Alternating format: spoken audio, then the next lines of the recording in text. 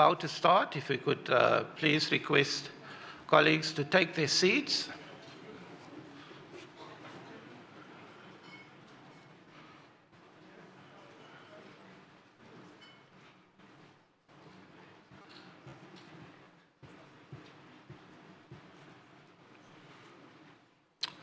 Good afternoon, distinguished ladies and gentlemen. My name is Marlon Geswind. I'm from the National Treasury in South Africa, and I'm standing in for my minister who is currently engaged in the process of electing a new president for the African Development Bank. It's a privilege to speak at this essential gathering of the G20 Africa Expert Panel here in Abidjan on the margins of the African Development Bank annual meetings. Let me begin by expressing our government's thanks to the African Development Bank for hosting us today and for your excellent collaboration with us during our G20 presidency this year under the able leadership of Desiree. We also appreciate everyone who has joined us in person and virtually to hear about the critical pillar of South Africa's G20 presidency. For those who joined us today, it is essential to provide an overview of the G20's evolution. The G20 was established in response to the Asian financial crisis of 1997 and 1998. It is primarily a meeting of finance ministers aimed at providing some degree of policy coordination to address the effects of the crisis and to restore economic growth. In 2007, South Africa hosted the G20 Ministers of Finance and Central Bank Governors meeting in Kleinmond, Cape Town. In 2008, the G20's relevance increased when it transitioned into a leaders' forum to respond to the global financial crisis. This enhanced representation provided by the heads of state effectively facilitated a series of agreements and coordinated actions to address the financial crisis, particularly between 2008 and 2010. The G20 has increased in relevance and importance, leading to an expansion of the topics under discussion, which is reflected in the growth of the working groups as part of the various task forces and the expansion of engagement groups. In terms of the working groups, there are two tracks. There's the finance track and then the Sherpa track. The finance track involves primarily the ministries of finance and central banks. The Sherpa track involves the ministries and agencies in a wide range of areas. The issues covered under the Sherpa track include women empowerment, development, trade and investment, environment and climate sustainability, digital economy, education, research and innovation, agriculture, health, employment, and disaster risk management. The third leg of the structure of the G20 was constituted by an extensive list of engagement groups involving institutions of different nature. Over time, the number of engagement groups has increased notably, with an average of one new engagement group added each year, reaching 13 during the Brazilian presidency in 2024. It is also worth noting that in 2023, under the Indian G20 presidency, the African Union was admitted as a member of the G20. This in turn enhanced Africa's representation within the G20. As part of the G20 rotation system, South Africa assumed the G20 presidency from 1 December 2024 to 30 November 2025. Under the South African presidency, the Department of International Relations and Cooperation is responsible for the Sherpa track, while the National Treasury leads the finance track, supported by the South African Reserve Bank. During South Africa's presidency, the finance track priorities are guided by South Africa's G20 presidency's theme of solidarity, equality, and sustainability. About 130 meetings will be hosted during our presidency, with the Leaders' Summit scheduled for November 2025 in Johannesburg.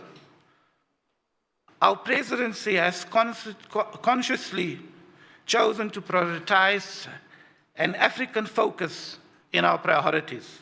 Our presidency represents a distinctive opportunity not only for South Africa, but for the entire African continent. Africa represents almost a fifth of the world's population, yet only 3% of the global GDP. By 2060, Africa will be the only region with a growing population, and by 2100, its youth will represent almost half of the world's youth, thus accounting for a large share of the global workforce of the future.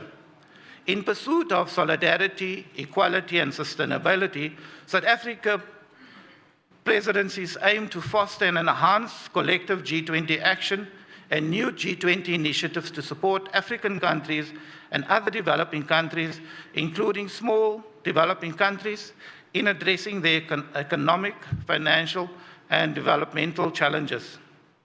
Earlier this year, we launched the high-level panel with a clear and urgent mission to find practical, consensus-driven solutions to Africa's debt, liquidity, and financial challenges, and to ensure that African perspectives are central in strengthening and shaping the global financial architecture. According to a report co-authored by one of the panelists, Patrick, last year, more than half of Africa's 1.3 billion people live in countries that spend more on interest payments than on their public health care budgets. This year, as global conditions improved with the easing of inflation and interest rates, many African countries have returned to the international markets to issue sovereign bonds. The cost of the debt is now almost higher than the debt previously issued, according to estimates from the African Development Bank. Our continent holds immense potential with abundant natural resources and growing markets. Yet we remain hamstrung by debt burdens, limited access to affordable finance, and systemic weaknesses in the international financial system that amplify our vulnerabilities rather than creating an enabling environment needed to pursue macroeconomic stability, attract private investment, and create sustainable economic growth. When African countries are unable to access financing, affordable financing for development, infrastructure, and climate resilience, the consequences extend far beyond our continent's borders. This is why the G20's commitment to advancing reforms that supports African debt sustainability and long-term growth is essential. We believe that African government must own, drive, and deliver reforms within their countries. The G20 and other international development partners must support this through their key role in the ownership of the international financial architecture, including their shareholding in the international financial institutions and responsible lending practices. What makes this panel unique is its composition and purpose. Under the capable leadership of our former Minister of Finance, Trevor Manuel, it consists of some of the most distinguished international thought leaders from our continent's regional economic communities, academia, private sector, and development finance institutions. It's important to us that this panel and its recommendations are owned by all Africans, not just by the G20, and certainly not just by South Africa. As indicated, our presidency is an African presidency. We aim to deliver for our continent, ensuring that we do justice to our theme of solidarity, equality, and sustainability. Today's engagement with stakeholders marks a significant milestone in this journey. We want to hear directly from countries and stakeholders who have on-the-ground experience of the challenges we face Your insights will help shape the panel's recommendation ahead of the G20's finance ministers and central bank governors meeting later this year, ensuring that Africa's voice is heard in global decision-making. Let me close by thanking all of the panel members and those members who are present here today for their commitment to this work. Our presidency looks forward to working with all of you throughout the rest of the year and to the analysis and recommendations that you will deliver. Thank you, and we look forward to a dynamic and fruitful discussion. I'll now give over to the VP. Thank you.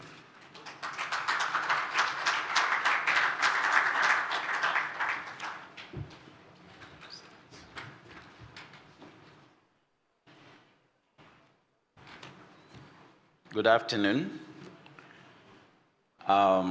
The room is quiet, so may I please request those who are sitting behind if you can come forward so we don't leave empty seats. Thank you very much.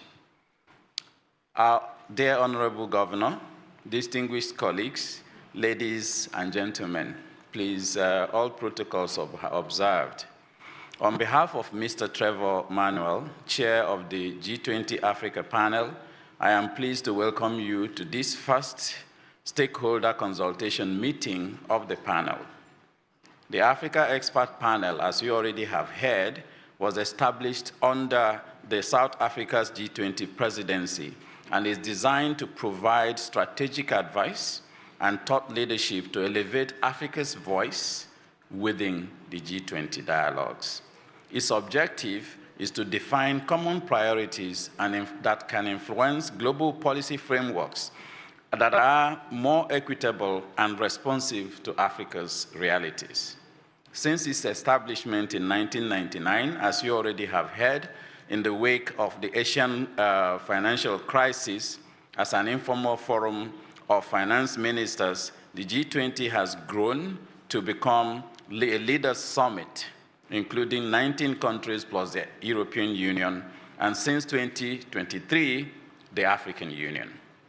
The G20 has become a unique platform that is well equipped to help countries navigate today's acute challenges to global governance, including the increasing questioning of multilateralism itself, and also the reform of the global financial and governance systems, and even more recently, the ongoing trade tensions and policy uncertainties that threaten our global economic stability. As you may recall, as already mentioned, the G20 presidency of South Africa started in 2024, 1st December, focusing on solidarity, equality, and sustainability. And as the only African country that is full member of the G20, and also becoming the G20 president, the first in the history of the G20, this is a strategic opportunity to elevate Africa's priorities and ensure their integration into the G20 agenda during the South Africa's presidency. And as you've heard, South Africa has so kindly committed to align its G20 efforts with Africa's agenda, African Union's Agenda 2063, which is the continent's blueprint for inclusive and sustainable development. So now that the African Union has been granted permanent membership of the G20 as well, Africa has the opportunity to use the Africa's G20 presidency to shape agendas that can even continue even after the South Africa's G20's term for 1 year. And as we all know, the world has been facing significant challenges that requires multilateral and global cooperation to unblock.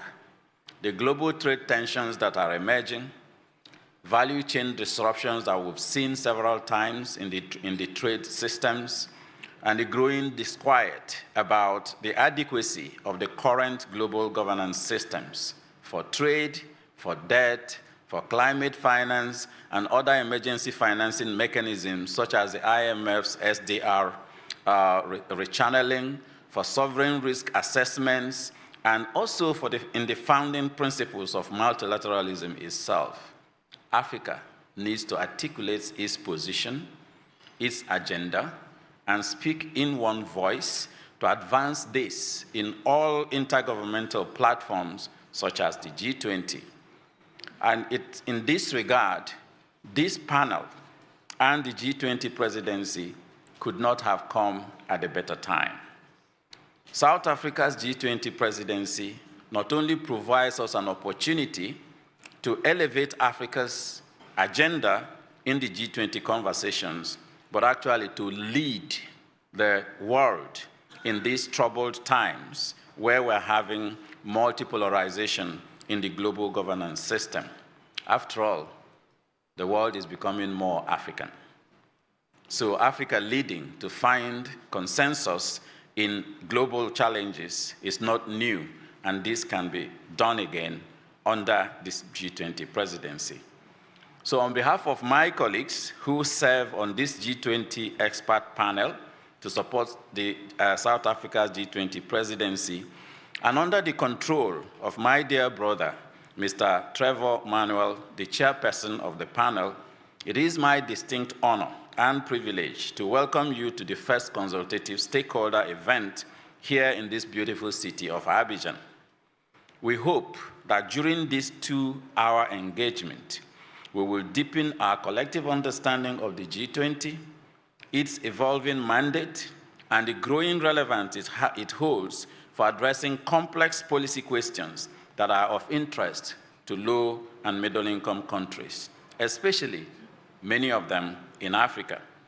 And more importantly, we hope to hear your views and your insights on what Africa's priorities should be, other sources of knowledge and expertise we as a panel should be reaching out to, and how Africa can continue to navigate the dynamics of geopolitics, of development in a multipolar world to accelerate its own socioeconomic transformation while leveraging partnerships with the G20 members and other member states to address Africa's agenda. To set the scene, my dear brother, Mr. Enoch Godongwana, Honorable Minister of Finance for South Africa, will be making a presentation on the Africa's G20 expert panel, its mandates, the progress made so far, and for example, the clear agendas that the South Africa's G20 have already selected to address climate crisis with fairness and urgency, advance debt sustainability for low-income countries, mobilize finance for a just energy transition, and leverage Africa's critical minerals for inclusive growth and sustainable development. Ladies and gentlemen, these are bold agendas. And achieving these broad priorities will call for reforms at all scales, including the urgent need to accelerate the reform of the global financing systems. As I have mentioned, the debt markets, climate finance, emergency financing mechanisms, as well as reforms of the global tax cooperation, among others. As shown in our bank's African Development Outlook, Economic Outlook report launched just yesterday, and also in the previous editions, the current structure we have is actually making it very difficult for capital to flow to countries that need it the most to deliver growth of the countries, but also deliver sustainable development outcomes for our global community. For example, our AEO 2022 report found that climate finance flows are inversely related to climate vulnerability. This means that countries that are more vulnerable to climate change will have less access to climate finance. And you've already heard the implications of Africa failing in addressing climate action for the sustainability of the world. Also, systemic challenges in the current debt architecture our debt markets, creates perpetual vicious cycles, which keeps low-income African countries in perpetual debt traps. For example, even though Africa is the least defaulting region of the world in long-term finance infrastructure projects, the continent continues to lose $74.5 billion due to sovereign risk mispricing. And speaking of mispricing, if you look at this graph there, Africa at 1.9% default rates. And this is not a study done by us in Africa, it's done by Moody's Analytics. Now, many years of panel data, you find that Africa's default rate is about 1.9%, compared to 12.4% in Eastern Europe, 10.1% in Latin America, 6.6% in North America, and 4.6% each in Western Europe and Asia.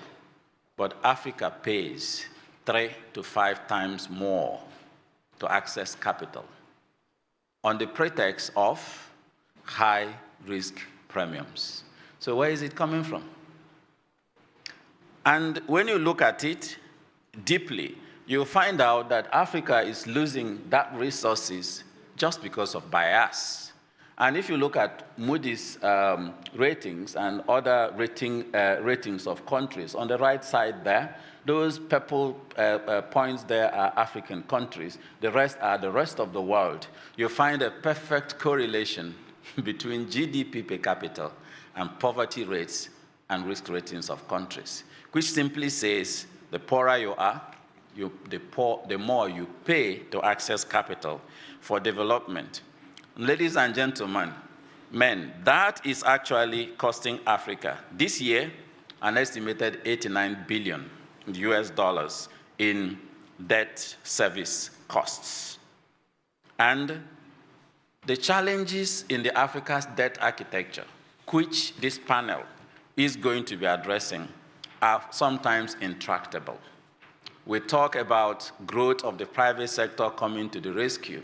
Our studies find that when African countries borrow from the capital markets, they pay 500% more in interest rates than when they borrow from the World Bank or from the African Development Bank and other MDBs.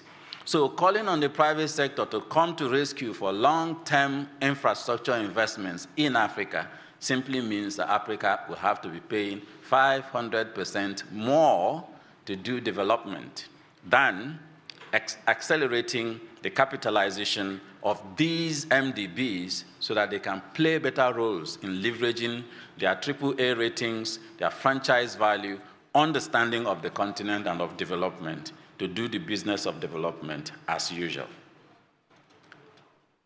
As is already observed in 2024, Africa's debt to GDP ratio is coming down and stabilizing, yet debt service cost is going up. And that is even after the common framework, the debt service suspension initiative, because what we have also found is that the current system leaves Africa and many poor countries in a vicious cycle of debt sustainability looming in the corners, even after debt forgiveness, and we saw that in HIPC. So all these challenges are not unique to Africa, as I've mentioned. It's for all low-income countries. And the challenges is linked to poverty and basic flaws in the methodologies we use for DSA assessments, for debt and for risk ratings, and so on. And the same analogy you can find in every other aspect that you look at. So the same, what I call the debt conundrum in Africa, you have climate finance conundrum, you have project finance, everything you look at, there is some inequalities in terms of how the current system is helping to drive development. Even in greening economies, which Africa can lead the world in because of our access to green resources, especially forests. We find that, when you look at the carbon markets, the carbon market trading systems, this is not a laughing matter, but what's making me smile a bit is how on earth are we using these models that's actually inimical to the very purposes for which the models were created. Carbon markets were created in order to drive sustainability of the global planet. But what we're seeing is that countries where the opportunities for gaining mileage in driving sustainability were paying in the voluntary carbon markets $5 per ton of carbon sequestered. But in the European carbon markets, it's $70. The same product is just where you sell it. I don't understand how that kind of model can sustain. And we're seeing many African countries exchanging their carbon assets for these $5, and sometimes, because it's voluntary, even negotiating cheaper, $3, on what we call several baptismal names, debt for nature swap, whatever swap, and people are selling their futures assets in markets where the price is several times cheaper than what you can actually get from those markets. I don't want to go too deep into the whole discussions, but I'm hoping that through this meeting, we can actually interact with these paradoxes, with these complexities, with these conundrums, and as a global community, come to a place where we are going to give South Africa, the South African G20 presidency, very credible, implementable, and scalable recommendations on what to put on the agenda. Because, as you have already heard, sustainable development in Africa is good for everyone. The world is becoming more African in terms of population. Green minerals that will drive green transitions are mostly in Africa. So how Africa relates with its green assets defines how this global planet we live in can or cannot be sustained. So with that, I will yield the floor to our governor, the Honorable Minister, for your presentation. Thank you so much.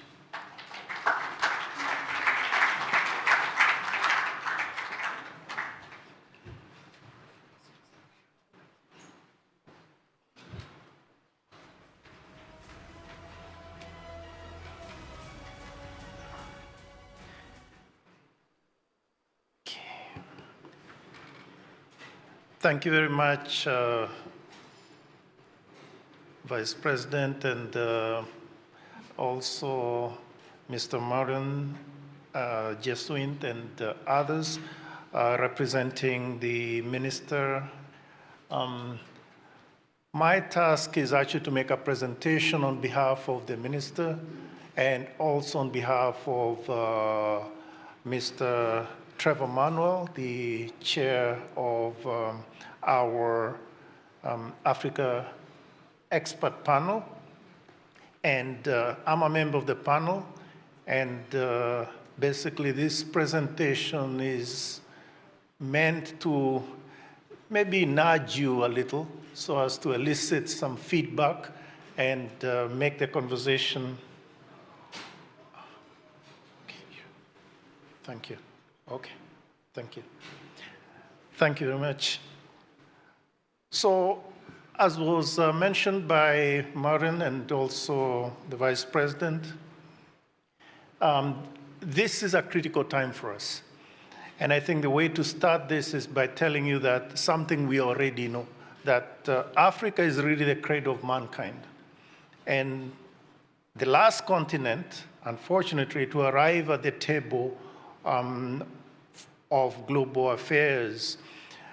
But now that we are there, Africa's recent arrival at the G20 has now been highlighted by South Africa's presidency of the G20. So this is the moment for us in Africa to lean in and to let our voice be heard. So at this moment, South Africa welcomed its responsibility on behalf of all of Africa. And instead of focusing, as Maureen explained, instead of focusing on its own perspectives, it has gathered an African expert panel to flesh out the pertinent issues for Africa. So that's really the set of experts. I'm trying to move this. Oh, there we go. Okay, it's moving. Thank you. So let's see if it works. Yes, thank you. Yes.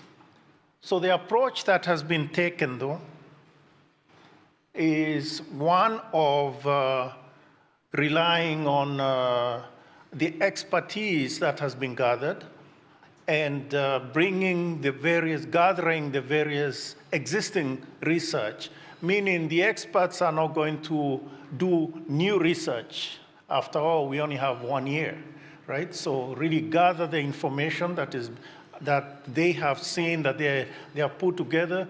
And then, of course, listening to the debates that are going on, listening to yourselves. So it's not sufficient to think of the members of the panel as experts. It's important that actually they also listen to what the other people, meaning particularly yourselves, have seen and what their concern is. So at the end, the experts will put together a standalone report for the heads of state. Of course, it will be presented to the minister, and then through the minister will be presented to the heads of state. So this report will not go through what we may call the various other channels that are in the G20, and for an important reason, really. The reason is that it is really not only for 1 year. It won't serve the G20 discussions for 1 year. It will actually, extend into the future, particularly because of the content of it.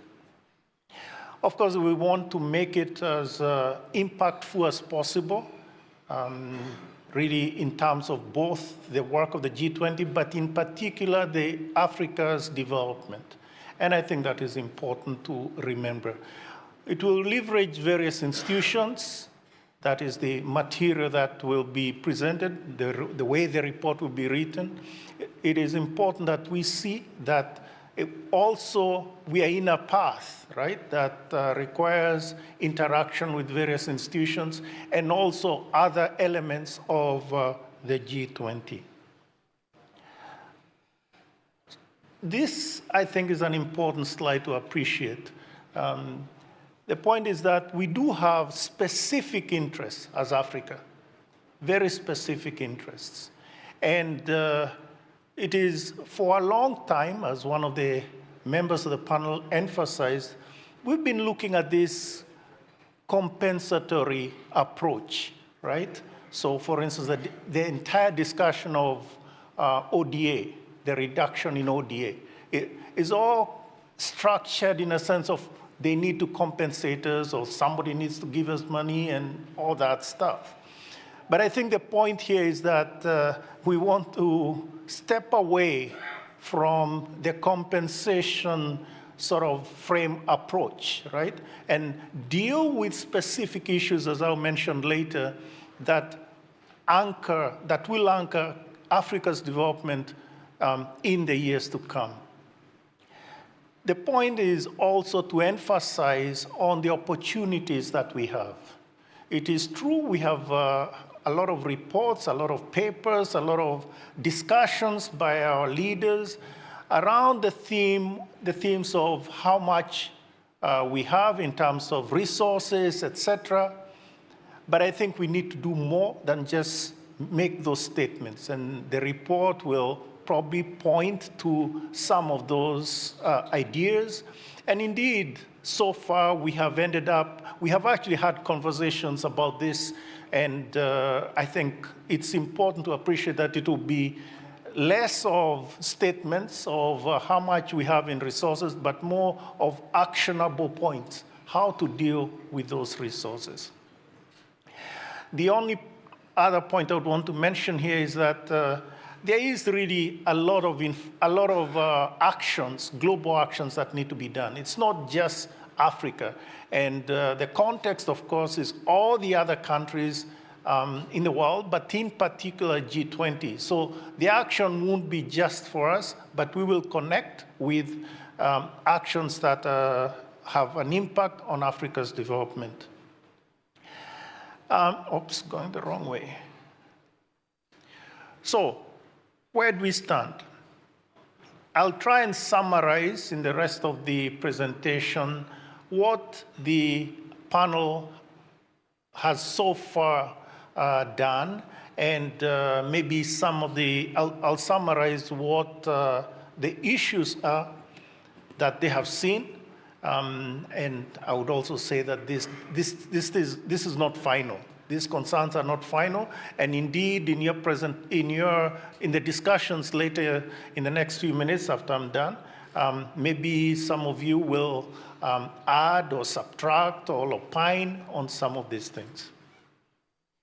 And the first of this is clarity of the various crises that we have. And I think the Vice President did mention this, right? And so we are in this sort of space where volatility and shocks, global shocks, are very important.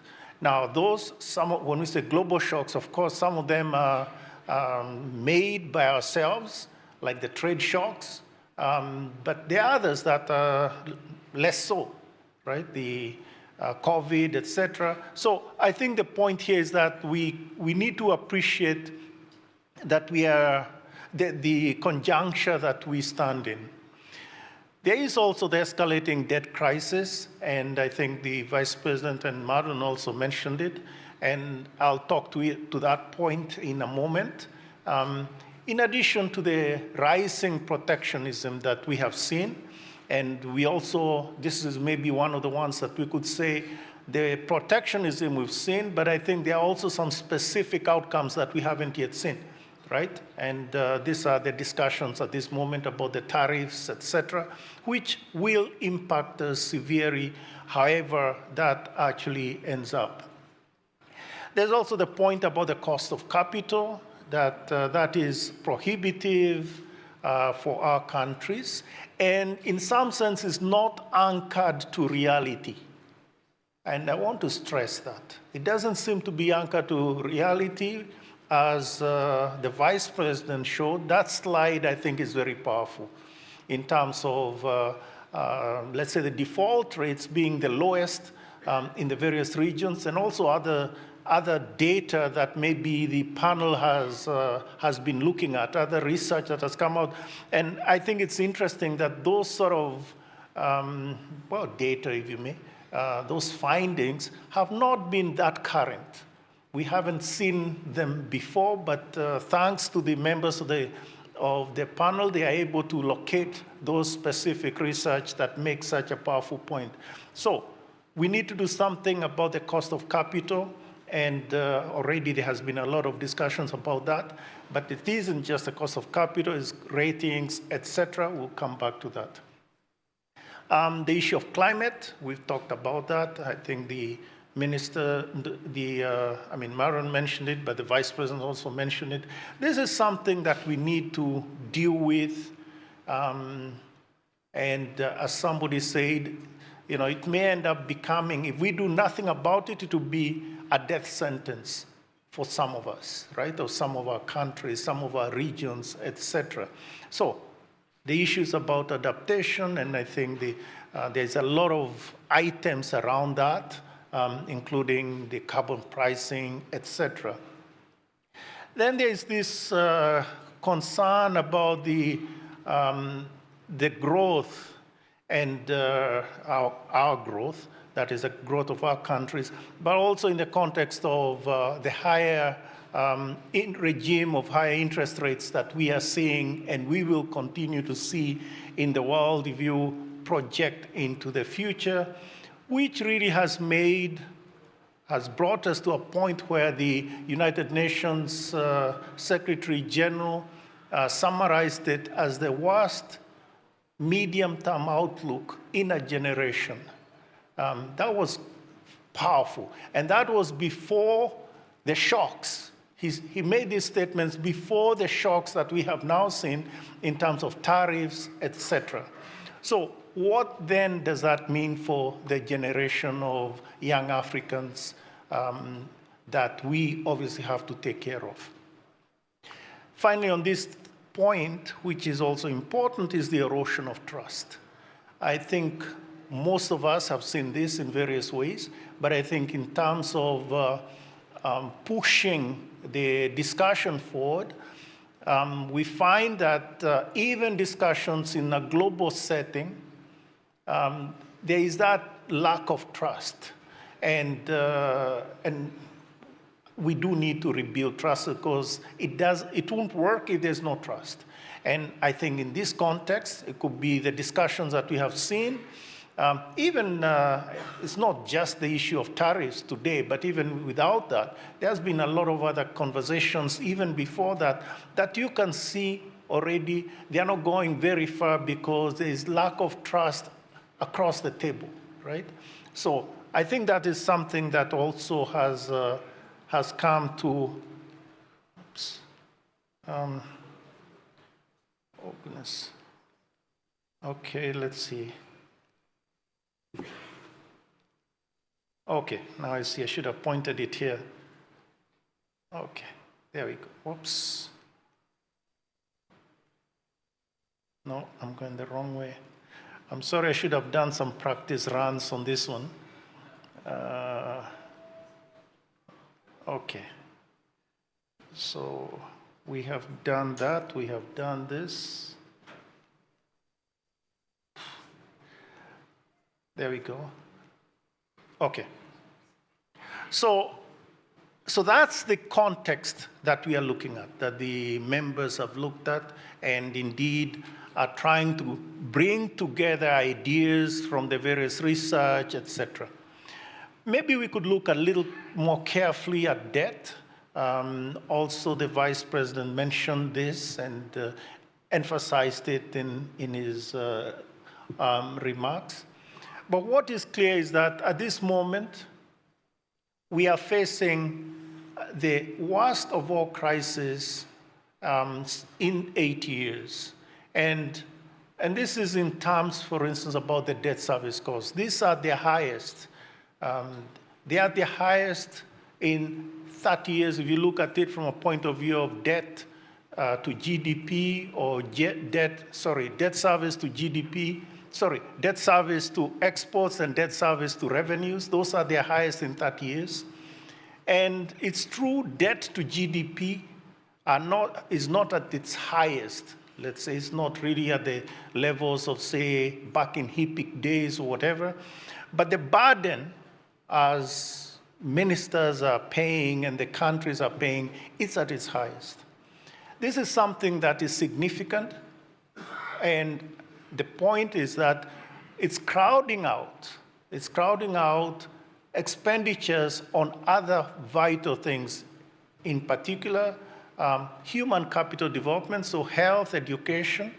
And in many of these countries, over half of African countries, they are spending more on interest than they are on health or education, or for that matter, the climate expenditures for mitigation and adaptation. At the same time, about 68, or over half of the 68 countries that are eligible to the IMF's PRGT, they are now facing debt crisis more than double the number in 2015. So we are at a point where we can say truly that we are the worst crisis in 8 years. And I mention 8 years because it's 81 years ago that the Bretton Woods institutions were put together. So something has happened, and it's important to realize that those Bretton Woods institutions that were created precisely to deal with some of these issues do need to sort of be energized to deal with this crisis. Now, what is also a bit surprising, and this is connecting with some other discussion that is going around here in this context, is that the usual approaches to the debt sustainability analysis, the DSA, that, as you know, is put together by the IMF and the World Bank, it is not, in effect, it does not include, let's say, the cost for the cost for debt and climate mitigation and adaptation, and indeed also the human expenditures on education and health as is needed. So what happens is that, in a sense, you are understating the needs for sustainability. And this is a big question that needs to be dealt with, and I'm glad that in the context of these meetings, there are actually conversations about this. This question has been asked, right? And indeed, it's true, the IMF, World Bank have indicated that they're looking at this question as well, but the issue is speed. We don't have the luxury of time. So at this moment then, we do have an urgent call to deal with debt relief. Otherwise, we won't have space to deal with health and education. Education needs, which, as we know, will have long-term impact on the next generation of Africans. And as was mentioned before, the world is becoming more African. So you could actually say will have a huge impact on the next generation period. So that is a big question. And then, of course, there are concerns. One could think about the liquidity. There are some countries that probably can manage with sort of increased liquidity, but the borrowing terms need to be adjusted. And this is where the issue of better instruments, better cost of capital, interest rates, etc., need to be brought to the fore. So the discussions that are taking place on these issues are really germane to Africa's future. I mentioned the improvement in the DSA methodology, and I also mentioned the reducing the risk premium and improving credit ratings, which already is being discussed. But I think here is where we need to appreciate, and the panelists have appreciated, that this is not an African problem. It's actually a world problem. But it means something to us in Africa, and so as we push it forward, other countries, indeed the rest of the globe, will benefit when these problems are resolved. And then, of course, domestically, each of our countries, we need to improve in terms of what we do, in terms of economic management of our own, strengthening fiscal, improving accountability. A lot of concern by people who are opposed, let's say, to debt service. They make the point that the money is not being spent well, will not be spent well. There is lack of transparency, corruption, etc. All that needs to be dealt with. And it's not because there's debt relief, therefore we need to deal with this. No. It is good for us to deal with it directly. There is obviously the issue of making sure, putting together, let's say, a plan, etc., of improving our medium-term growth prospects, so that you can have a sort of a virtuous cycle beginning to develop. At the end of the day, we do not want to have yet another debt relief operation, let's say in 10 years or in 20 years, another generation. So fine, let's have the debt relief operation now, but we want that to be the last and final. So one of the important things is to improve the growth prospects for our countries, and I think there's a lot of action and discussion there about growth prospects, how to emphasize, how to strengthen that, etc. as we said at the beginning, the issue of investing in capital, human capital really, and climate, all those are central in terms of putting Africa in the right growth path. Now, in terms of the most recent discussion, you've heard about the declaration from our leaders. Ministers and governors did meet 2 weeks ago, really, in Lome, and they made this declaration on debt, and we just summarize it here, acknowledging the concerns that we have, or aligning, let's say, the concerns that the panelists have in terms of the debt service, this impact, etc. And of course, they picked up on this thing of reduction in foreign aid. And a key element there also was the G20 common framework acknowledging that it doesn't work well. And this is a conversation that has happened and is taking place. The G20 common framework, despite the best intentions, is not working well. And and one could have a conversation about that in terms of speed, in terms of, let's say, certainty of outcomes, et cetera, et cetera. They are real key concerns. And it is true the IMF did launch its playbook, but the playbook doesn't deal, the new launched playbook doesn't deal with the fundamental problems of the G20 common framework. So that's something that will matter for the rest of the globe, but definitely matters for our countries. So there was indeed the declaration, and I think most of you have seen it, and just summarizing it in the last bullet point that I have there. So what happens next? So the African expert panel has met a few times under the chairperson, Trevor Manuel, who unfortunately couldn't be here today, and therefore I'm making this presentation on his behalf. The point to make is that, obviously is a very strong individual. He has very strong, each one of the persons in that group, strong individuals representing the various, let's say, strengths that we'd want to bring together.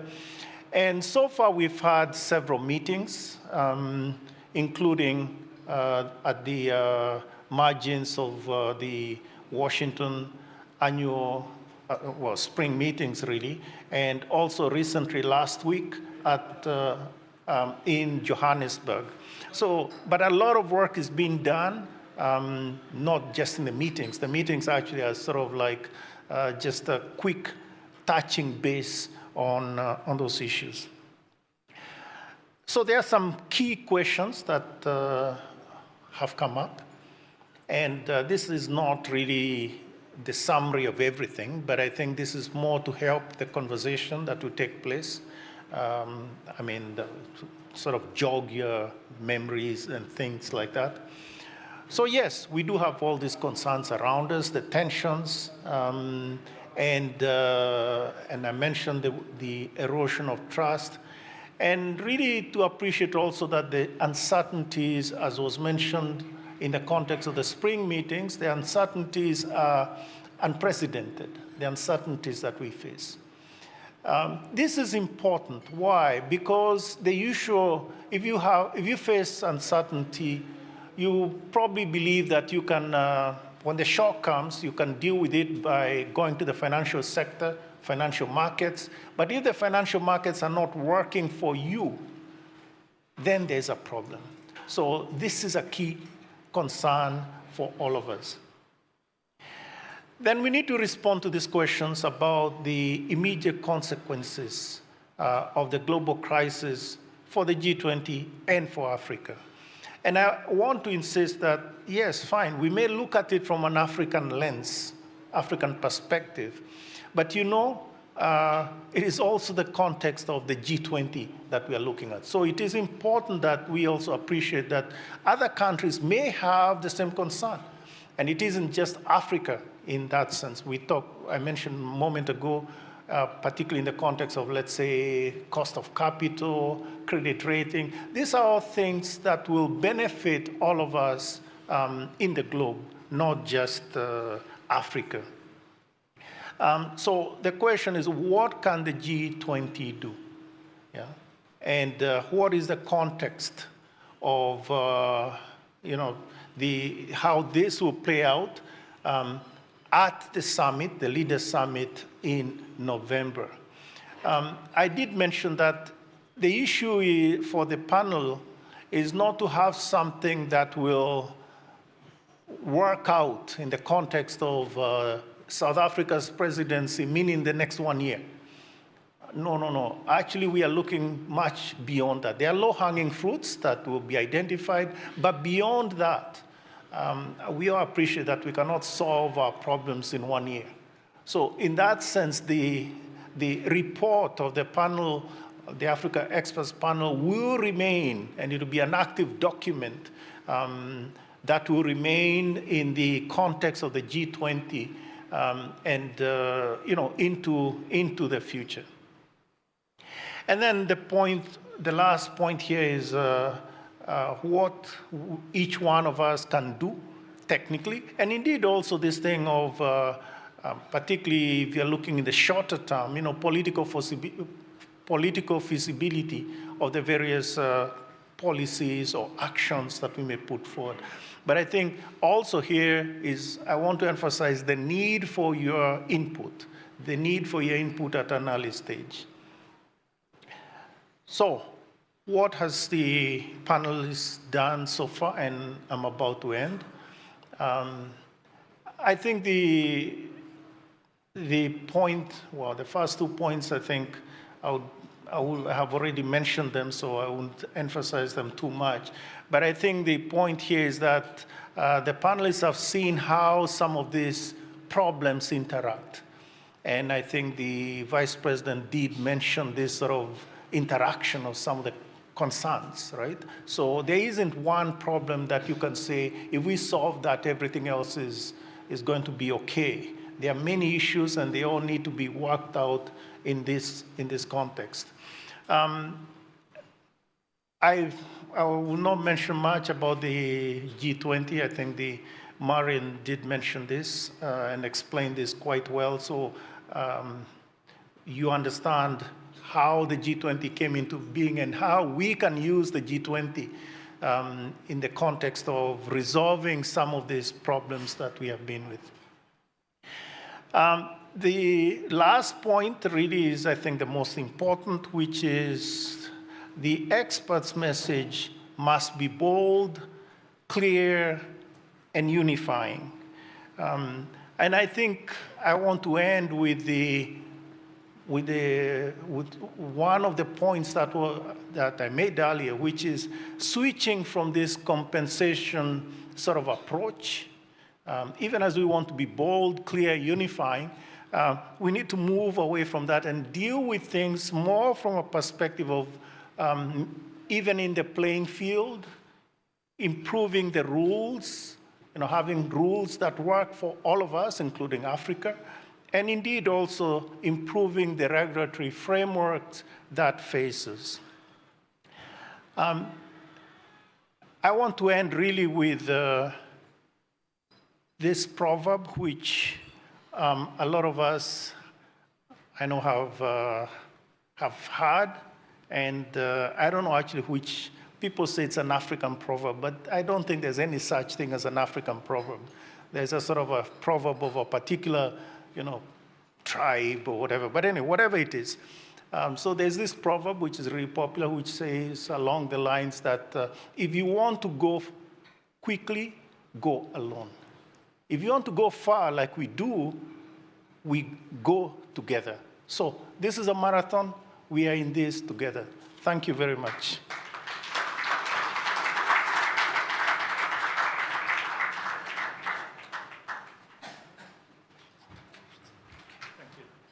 Thank you, Governor, for that excellent overview of the work of the panel. I think before let's immediately invite the rest of the panel members up to the stage, and we will now give over to Professor Orama, who will now facilitate the interaction with the audience to raise some questions and get responses from the panel members. Prof. Orama, over to you.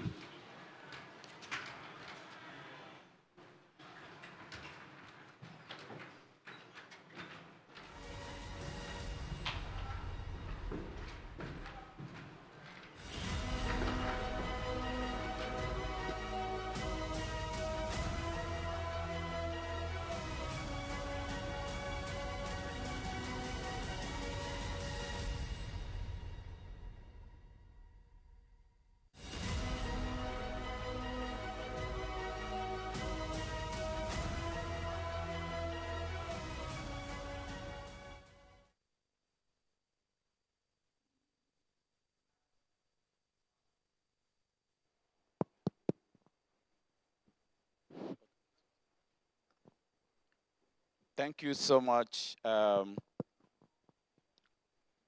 Honorable Governor, for that very detailed expose of the work that's been done so far. You've raised a number of issues, and I think at this stage, we will just have to ask the audience to raise questions, raise issues, make your contributions so that we can address some of the issues that's already been raised. The main point here is, what else do you think that as a panel we should be looking at? What are those key things that you expect that the G20 presidency of South Africa should put on the table for the G20 conversations, keeping in mind the points that's already been raised by the Honorable Governor? We are not here to complain about anything. We're not here to ask for help on anything. We're here to sit at table and find mutually helpful solutions to address global common challenges that we all face, and also to ensure that Africa's interests is catered for.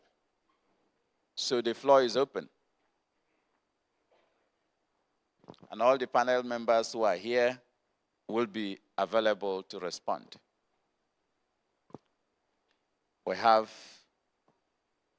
Madam there to start. Thank you. Yeah. Good afternoon. My name is Monique. Let me thank the presenters and straight to the point, appreciating the work being done, especially the statement that there is this need to tweak the mindset from compensatory to something else. On that, I believe that there is, in my view, we need to come up with more offensive strategies. I believe we are still in the defensive mode. Whether we are saying that we want to move from compensatory to other things, but how can we be more proactive and more realistic and more pragmatic? We know the world where it's heading today, or where we stand today. We are now in the world that is more transactional than anything else. And we need to talk concrete win-win partnerships. So from the offensive side of things, how do we make sure that we have frameworks in place that are going to be compelling to attract capital, to attract win-win partnerships, so that we can address the structural issues we have on our continent, which is production and adding value and developing regional value chains and capturing part of the supply chains. So I believe we need to go with something that is also going to make us actually be on a stronger point of a negotiation rather than being on the other side of begging, of asking. I believe we are still there in terms of, being on the defensive rather than other, I will call offensive strategies. Thank you. Thank you very much. A very key point there on more strategic, productive partnerships. That is win-win for everyone. That's actually where we want to be. And that's why we are bringing this here, where we have all peoples who are really interested in Africa's development and global sustainability. So that win-win partnership is what we must be looking for. That's the only way forward, actually. Next, that's a hand. Hello. In the front there, then a hand by this side. Who is handing out the mics? Hello. Good afternoon, ladies and gentlemen. I'm Dr. Ohene Asante from the Parliamentary Service, Accra. And my question is geared towards the young people, the youth.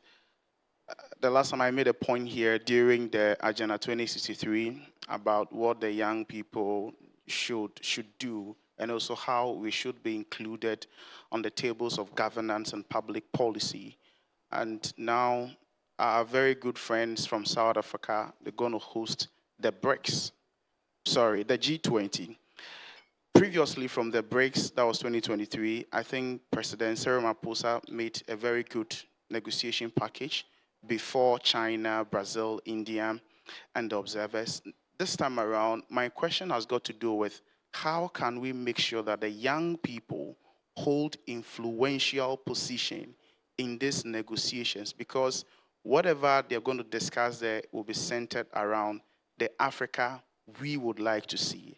And so if I'm a young person in my 30s, by the time African Union will be somewhere 100 years, which is at 2063, I may be in my retirement age, and I want to live to see the Africa that our parents are building, and we would like to see, specifically on the front of public policy making, governance, and making sure that we have youth voices very visible and very laudable, making meaningful and valuable contributions during these intergovernmental discussions. China is making a strategic policy to train the next intergovernmental negotiation diplomats and also international finance experts and also financing infrastructure across Africa. It means that by 30 years to come, the Belt and Road Initiative, when it takes influence over the Silk Road Initiative, a lot of them will come to Africa.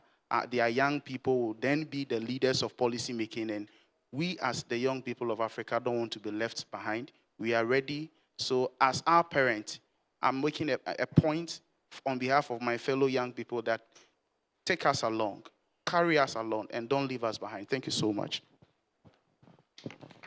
Thank you very much. Very clear point, youth engagement in policy discussions. I will ask the minister to respond to that after we take questions. Who else has the microphone, please, there? Yes, thank you very much, Professor. I'm Yann Desclerc, Managing Director of Cornerstone Advisory Plus. My question will be very focused on our areas of work.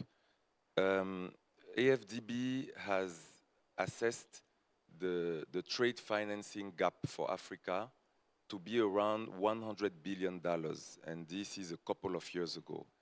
And among the top 3 reasons are the de-risking of international correspondent banks and the end of the links between our financial institutions and the rest of the world's financial institutions, mainly the financial institutions being our correspondent in the G20 countries.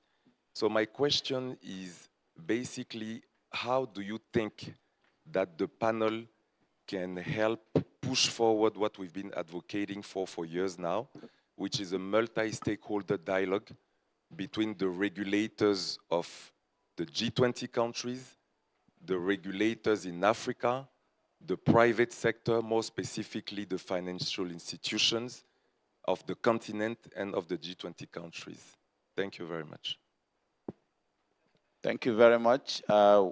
Can we hear from a woman? We have been hearing since we started conversations from men. Any woman wanting to take the floor? We've heard from our sister first, so we need more. Okay, I'm not seeing one. Okay, Garrett, and then the one in front.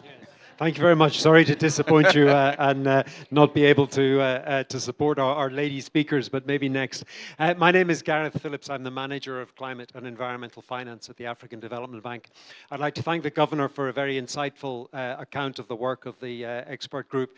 I want to draw attention to the lack of finance for adaptation and a very significant imbalance that exists. Kevin, in your introductory speech, you mentioned a little bit about the carbon markets, and there's a huge amount of effort going into mitigation and many emitters in developed countries that contribute towards the cost of mitigation. For every ton they emit, they're paying a lot of money. 70 euros was the price you quoted for the EU emissions trading scheme.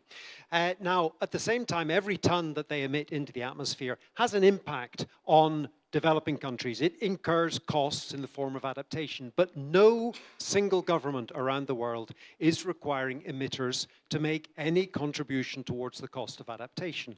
All those activities are simply voluntary. And when we have a voluntary action, we know that it does not stimulate enough to make the difference. It does not level the playing field. I believe that the G20, particularly under the presidency of the South Africans, is the ideal place to call upon developed countries to implement, I'm sorry to have to say it, but a solidarity tax or an adaptation levy or some form whereby emitters contribute to the cost of adaptation. Adaptation is destroying, greenhouse gas emissions is destroying a common good, the atmosphere. And we have learned that we need to share those costs. We need to internalize the process of the damage that we are doing. And so it is time that we called upon a levy or a tax for adaptation. And here at the African Development Bank, we have developed the adaptation benefits mechanism under Article 6.8. Article 6 of the Paris Agreement is very interesting. It is a non-debt inducing instrument that can help mobilize resources. So we have tools in place that we can pilot and expand and learn lessons from. And I hope that the panel could take that concept forward. Thank you very much. Thank you very much. Very concrete inputs. And I have to say, it's not asking for compensation, because adaptation is an action that is required to basically make good the implications, the externalities of production and consumption somewhere else. So it's actually one of the basic principles in environmental economics, the polluter pays principle. That's what you are talking about. Right there, please. Okay, you have the mic. After you give to him. Thank you very much, Professor, and thank the presenters. I am Martin Sunke from Africa Development Interchange Network. My point is in line with what Madame was saying about the win-win aspect. What I want to stress here is the challenge that we may have to get that win-win perspective if we consider where the G20 comes from. Could the panel draw a mapping of the interests that diverge between the original interests of the G20 and the African interest, so that we know how to strategically, as Africans, move ahead with the relationship that we are having within the G20? Okay, so basically on mapping the different interests of the membership of the G20. Is that what you're asking for? Okay. Okay, thank you. Next. Merci. C'est Ouattara Diakalia de l'initiative de la société civile pour l'étude du développement durable.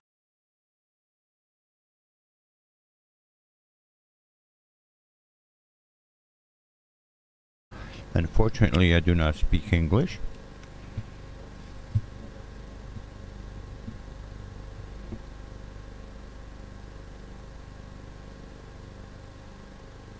I would have loved to speak my own African language, but unfortunately I'm going to have to use French.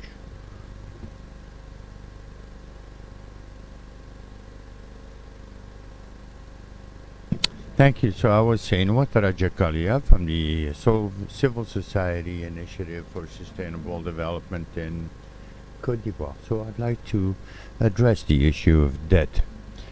The question I have, when you look at all of such hardships suffered through experience and in the 20 years to come, there is no prospect for a better participation in debt.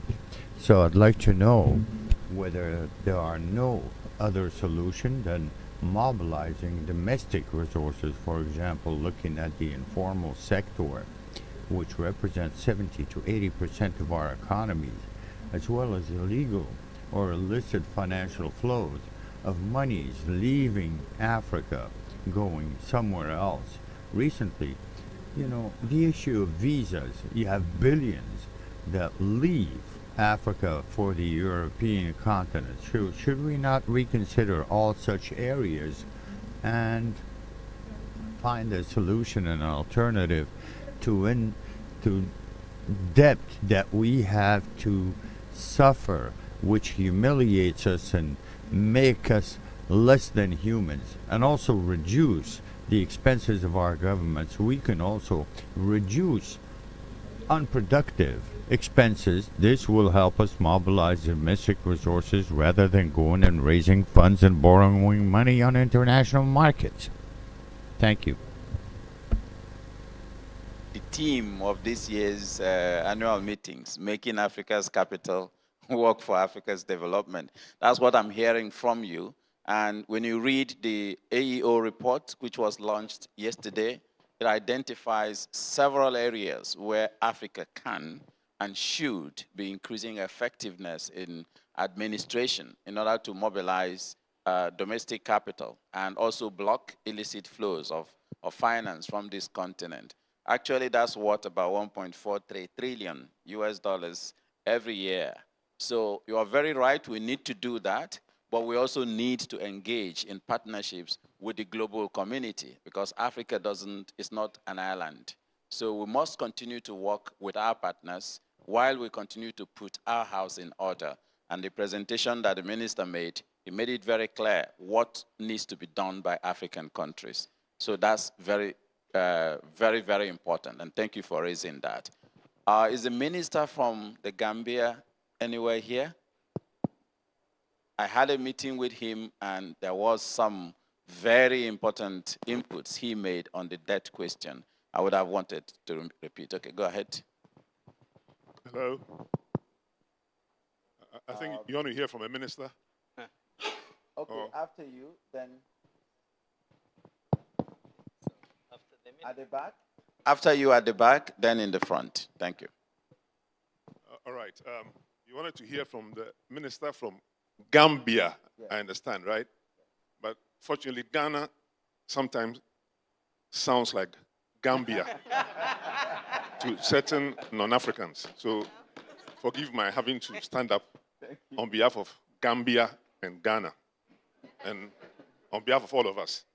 Let me introduce myself by saying that I had the honor and privilege of being the director of communication of this bank some 30-something years ago.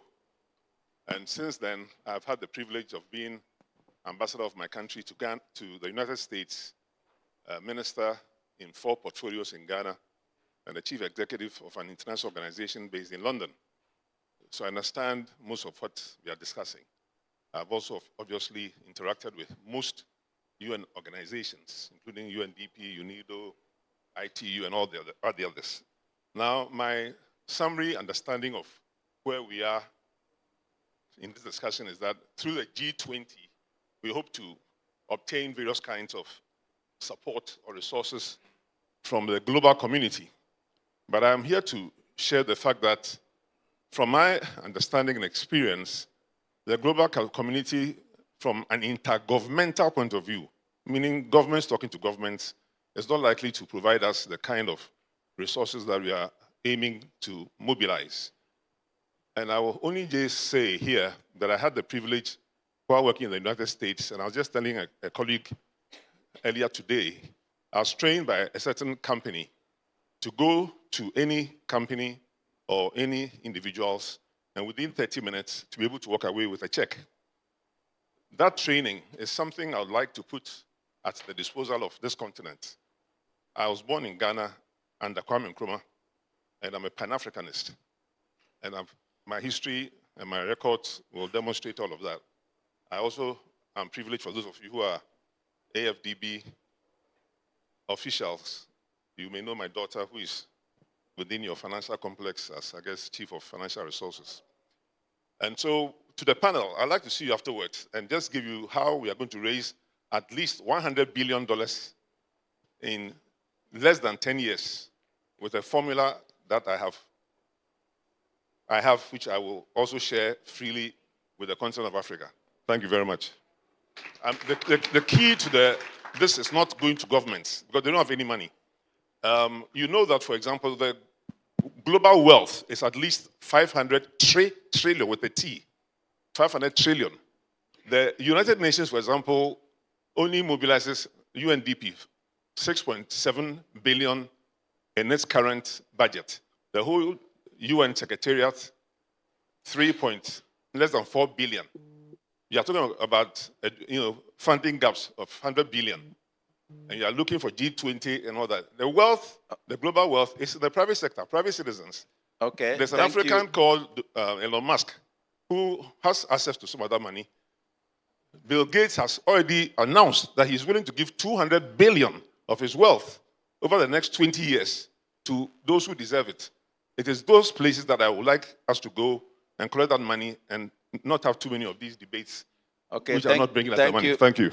Thank you very much. Alternative sources of resource mobilization. We've already heard about domestic resource mobilization. You are talking about mobilization from philanthropies and other options outside the G20. But just to clarify, Africa is not going to the G20 to ask for money. And I speak under the control of the minister who is representing the G20 presidency here. If you look at the track record of the G20 has become a formidable force or platform for addressing complex global governance issues, including, for example, the capital adequacy framework that they came up with. There are several successes in terms of how the G20 helps to unlock capital globally by the recommendations it makes to its members. And these members of the G20, including now Africa and the South Africa, can then create those reforms that in turn allows for development to happen. So that doesn't negate the need for Africa to look for alternative sources of resources, but I don't think that's the objective of this panel for now. In the front, please. Thank you. And thank you, Governor Njoroge, for a very good presentation. Just like my sister, I was thinking about the win-win situation that she talked about. Given that Africa is the best customer in terms of paying back its loans, but at high interest rate, I thought that one of the arguments that the panel could bring forth is a demonstration that if the interest rates declined or were decreased by this %, then we would get more capital to invest in other things. So I would think that you need to come with some kind of scenario analysis which says, okay, you increase the interest rates by 1%. This is the money that will accrue to the Africa, and this is what it will do to Africa in the world. So, yeah, that's my humble point. My name is Gabriel Rugalema. I'm the Associate Director General of the World Vegetable Center. Thank you very much. Thank you very much. Very concrete recommendations. The lady at the back, yes, please. You? Yes, yes, please. Can you give the mic just to your left? Hello, to your left, please. We have to get some more gender balance in this conversation. Sorry. So, my name is Maura Leary. I'm at the African Center for Economic Transformation, and I'm the director in charge of advocacy and communications and external partnerships. My question here is not a technical question, but more of an implementation question, because there's so many incredible ideas coming through the expert panel, through the T20, through the W20, through the Y20, incredible solutions for what Africa needs on the continent and in the global system. I wanted to ask about sort of coalitions, because I see many people on stage who are part of a really strong coalition already of moving some of these priorities forward. How is the expert group pulling from some of those sources of ideas? Obviously, there's a ton of expertise on the stage, but there's also these discussions happening through different sort of G20 processes. What is the process to sort of engage with all of you, and sort of how can the rest of us also help make sure that some of the recommendations that are filtering up through you are advocated for by a great coalition of African institutions to get G20 members to change their minds and to really act in the interests of the continent? Thank you. Thank you so much. Very excellent contribution. That's actually the reason for this stakeholder conversation. So we need to know any of those that we don't know already that we need to be able to harness. We need to hear from everyone and engage with all experts that can, and practitioners, civil society, youths, everyone, so that we can have an African voice as we finalize on the drafting of the report. We have a hand here. Oui. Merci. Je suis Ibrahim Ahmed Bari. Je suis journaliste consultant. Je viens de Guinée. Guinea-Conakry. I have just learned about this panel back in March, and I'd like to join this conversation. And we know that the Westerners, as well as the Chinese, are funding infrastructure and less and going for artificial intelligence. And with regard to this agenda that has excluded such challenges posing themselves in Africa, so how is it that Africans will defend this issue? Because for the past 15 and 20 next years, many trades and many professions will disappear and will be replaced by artificial intelligence. And how is it that you propose to face such challenges? I thank you. Thank you. Retooling Africa's labor for the workforce of the future and Africa's markets to adapt to artificial intelligence.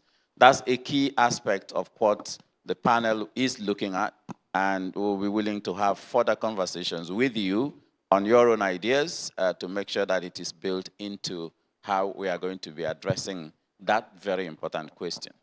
We have a hand behind and here. Thank you. Thank you, Chair. Thank you very much. My name is Neil Cole. I'm with the South African Presidency.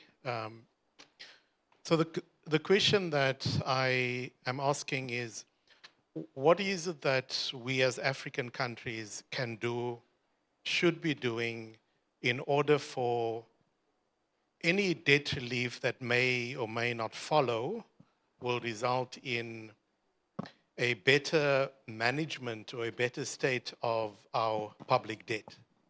And I think it is to see debt management as equally important to debt relief. Anecdotally, if we think of what followed the multilateral initiative for debt relief, was that in many ministries of finance, the aid management offices became bigger than the debt management offices, better equipped than the debt management offices. And there was this long period of aid effectiveness through the high-level forums that were put in place, but very little emphasis was placed on improved debt management and the capacity that is needed for debt management. I mean, so typical debt management offices are ones that have that front office that engages with the budget process, engages with the decisions that are taken with regard to public expenditure. There's that facility that sits in a debt management office that considers the various risks and then your back office that is undertaking the accounting, the payments, etc. And this is what I think is fairly standard and should be in place in debt management offices across Africa. And I'm afraid if we don't pay attention to building up that capability on how to effectively manage our debt, we are going to face similar challenges following various debt relief initiatives. Thank you. Thank you very much. Again, a very excellent point. Debt relief is not a panacea for debt sustainability, especially when you don't have your macroeconomic fundamentals right. And for this reason, the African Development Bank Group, under the leadership of President Adesina, launched the Public Finance Management Academy for Africa in 2022. That's already training hundreds of public finance management officials across 54 African countries to do exactly what you're saying, preparing our ministries and debt management offices for better understanding and management of our public finance generally, but also debt management in particular.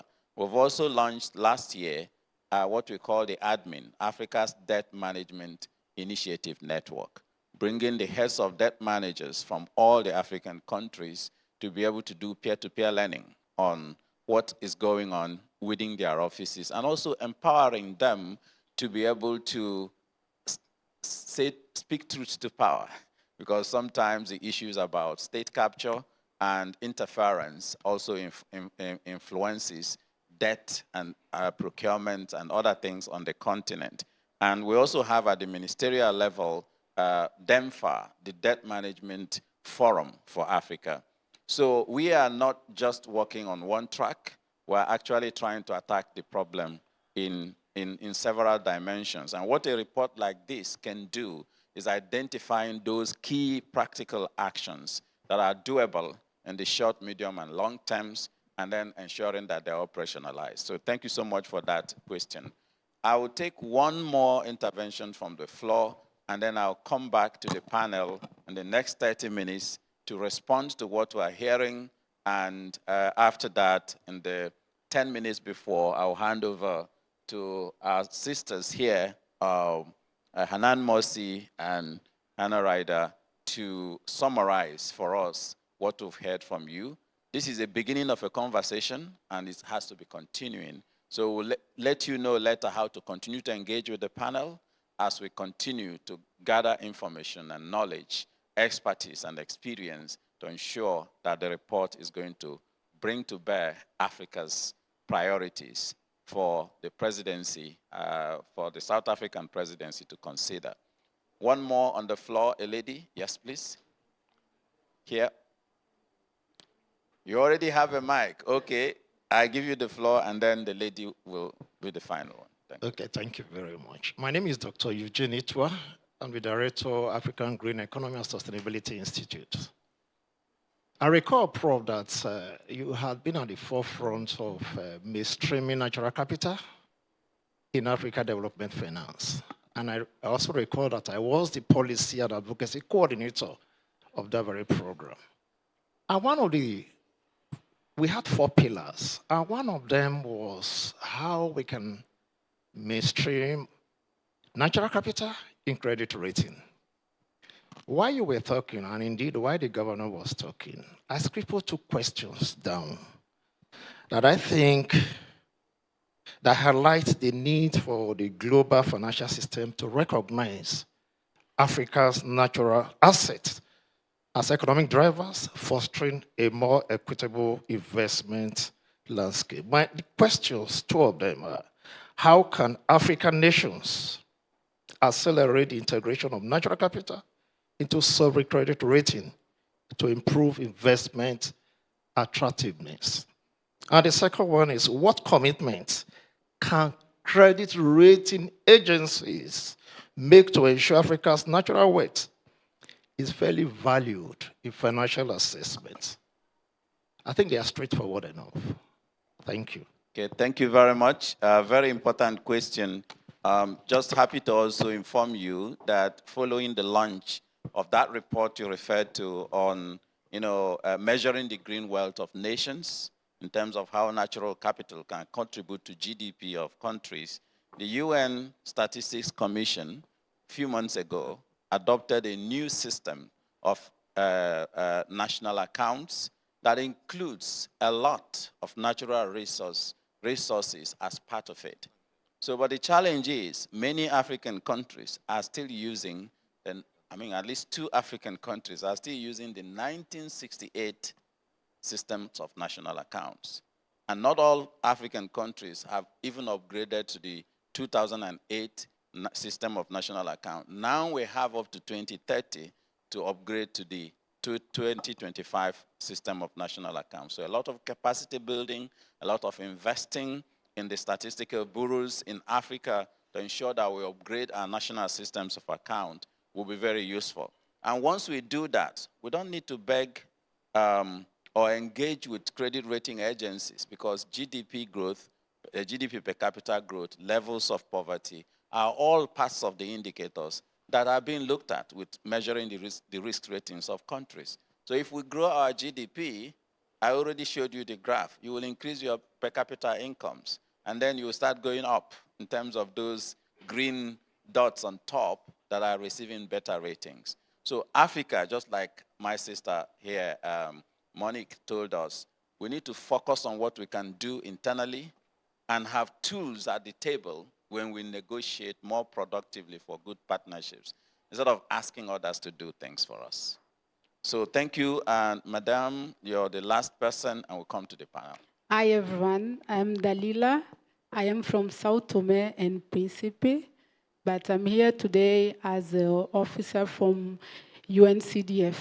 So as a citizen from Sao Tome and Principe, I would like only to ask you, because we know that, the countries that have more difficulty regarding the climate finance are those that have low access to it. So how do you intend to reflect the needs of the small island development country from Africa to get access to this finance? Thank you very much.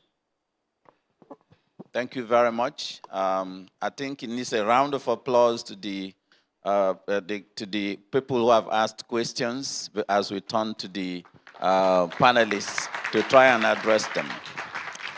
So I'm going to turn to the panelists. We have about 20 minutes left, and we need to leave 10 minutes for the summaries from our other panelists. So let me start from you, Patrick Olomo. What are you hearing, and what are the key issues you think we need to address going forward?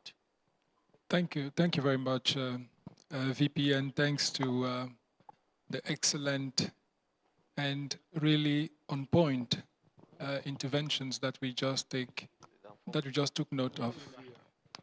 The first thing we have to do, and that is what we are doing at the G20, is that we have to understand, and I think the intervention of my former boss, the deputy chairperson, who is now sitting in the panel and who asked an excellent question, is that we are in a rule-based and in a power-based world. Rules, why? Because failure to understand the rules of the game today will certainly not allow African countries to be able to seize the opportunities of the global economy and make the most of their potential. We have to understand that when we get to the point of harnessing the rules, understanding the rules, and even being part of the drafting of the rules of today and tomorrow, it is only in that sense that we'll be able to influence our future, our prosperity as a continent. A power-based world, because if Africa is not stronger in the global setting of nations, it is absolutely impossible for us to survive. And in this, when you look at the geopolitical shift today, you can understand that the losers are actually those who are not well equipped in understanding the rules and also influencing the way things are being made. That is why when we went to the G20, the first consensus at the continental level was to say that we are not going to the G20 to beg for support. We are going to the G20, we are sitting on the table to understand the rules of the game and to change the narrative of the rules of the game as we are sitting on the table. And I think we alluded to the international tax cooperation reforms. Just to tell you that the African Union is spearheading that process, and we have been able to demonstrate that in the current state of our economies and considering the geopolitical dimensions, we are able to influence the rules of the game and to make sure that we design the world that we are all looking for. So that is a positive point. Secondly, in terms of debt management, and I would like to respond to the very pertinent question that was asked by the gentleman sitting at the back there. We just concluded from 12th to 14th of May in Lomé, the first ever African Union conference on debt. It was a call that was formulated in 1982. The conference was supposed to be organized in 1983, but it finally happened in 2025. Now, it is not a matter of laughing. Time is ripe now to have that conversation. And in Lomé, I'm concluding with that, we were able to sequence the contributions of member states in two parts. First, the African responsibilities, and second, the collaboration that we can have with the international community to support Africa's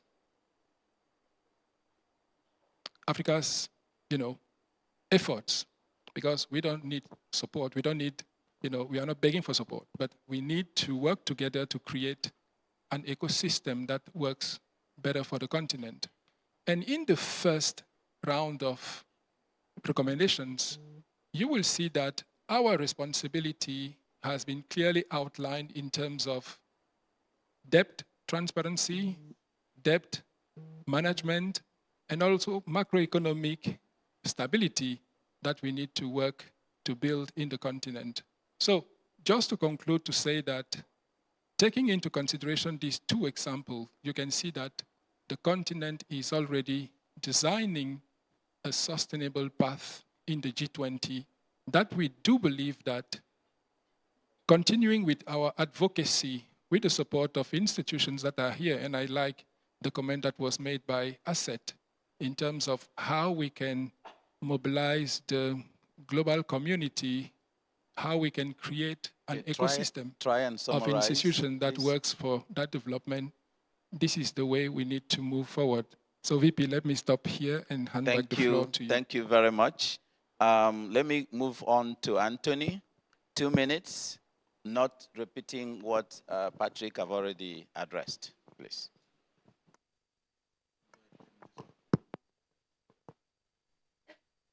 Go ahead.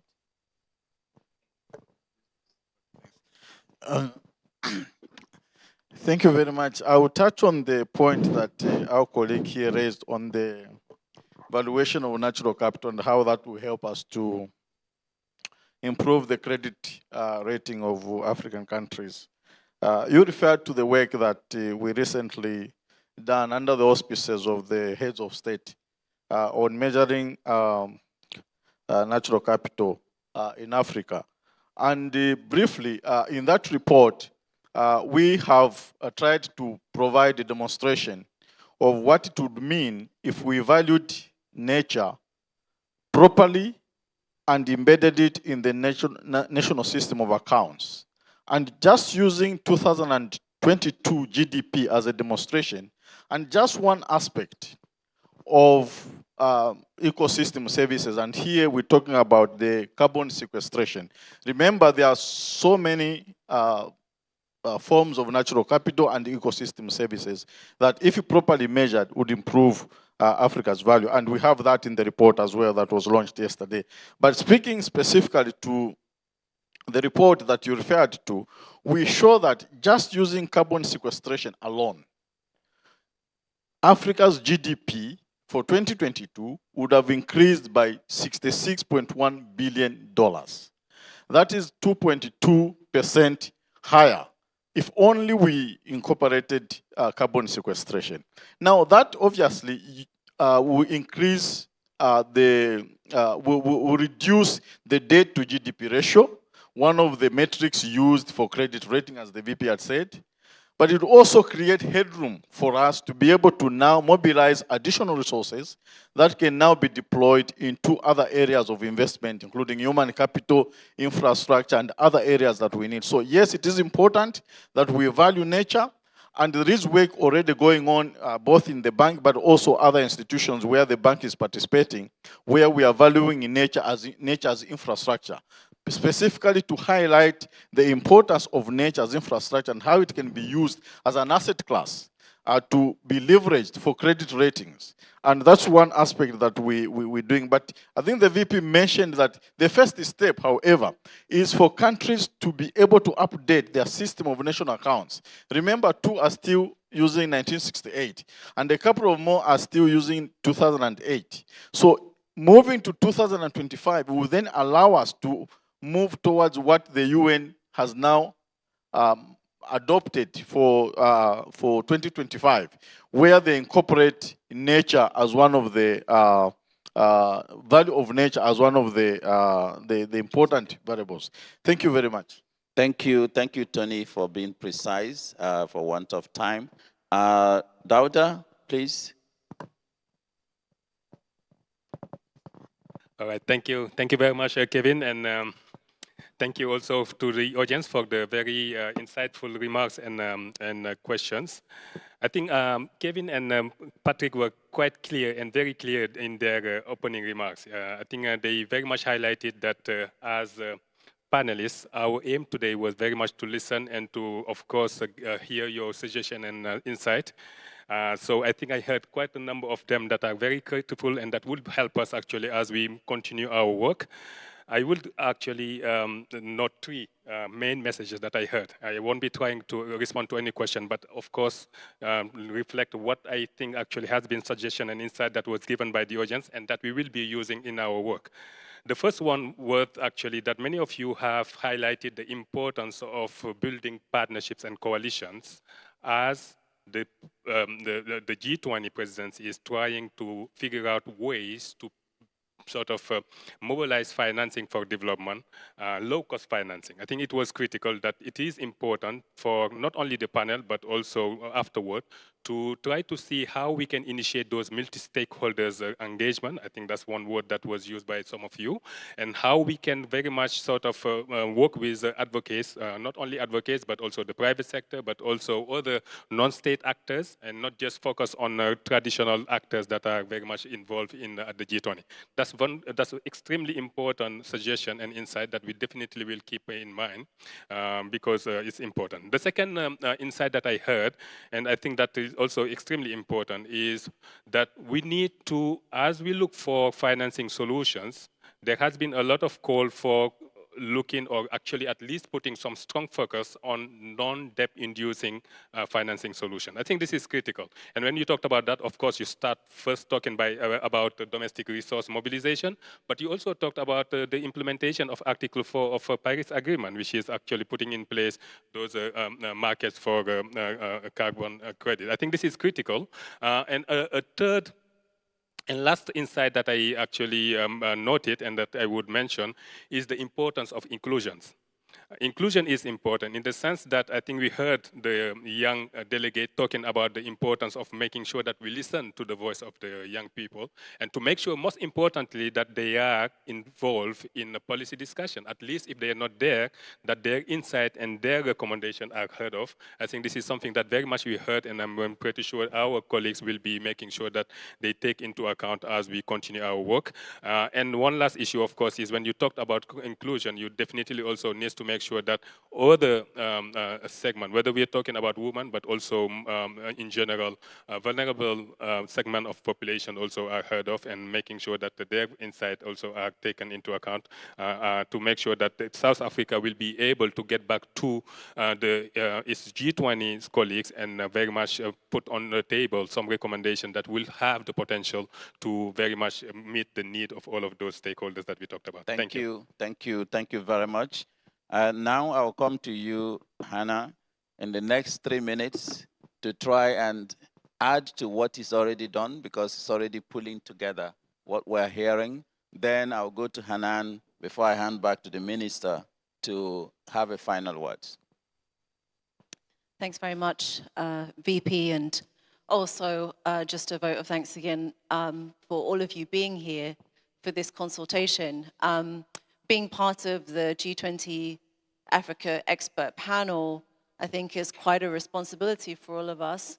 The last big report that was handed to heads of state, Commission for Africa report, for example, we're not going to produce a Commission for Africa report, but what we want to do is produce something which is really transformational and has some really strong ideas and solutions in it, which are coming from the continent. So I think it's also important to recognize that we're here for the consultation here on the continent for our first stakeholder consultation. And I hope that that is fully recognized, and we're really pleased to hear from the audience in terms of both comments and questions. I think what I've heard, and just to also reiterate a few points, we do need to ground our work as the Africa Expert Panel on Agenda 2063.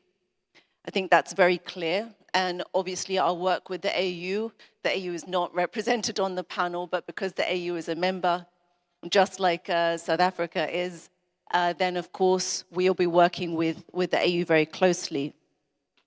But we have to take some very difficult conundrums very seriously. We're not going to the G20 with a begging bowl, but the G20 also has the tools to be able to create access to finance and trade, for example, that our countries do not have. And I think, to give you an example, Kenya, where I'm from, in order to meet the Agenda 2063 infrastructure goals, we would need to be spending at least $15 billion a year, right? But that would take our debt to GDP ratio very, very high, unless we're getting loans of a very, very long-term and very cheap nature. But that means, these are the reasons why we're going to be looking at questions like the issues of debt, the issue of the cost of capital, how do we elongate the concessionality of our different instruments, and we're going to be trying to come to those solutions.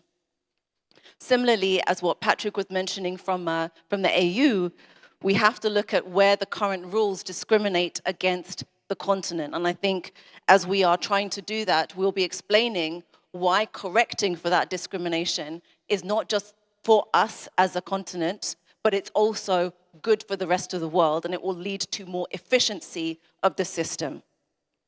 Going back to factory settings of the IMF and World Bank, how do you make that more efficient? And coming to the point made really early on, first question from Her Excellency, the win-win. I have lived and worked in a country, China, where win-win is always mentioned. But the work that I do is always about how do we make sure the win-win is increasingly balanced towards the African side as well as the other partner. And I think that's what we're trying to say. Even if we have a win-win, can we have a much stronger balance for the African continent, higher win on the African side, and still have a win for others? That's fine, but even stronger for us.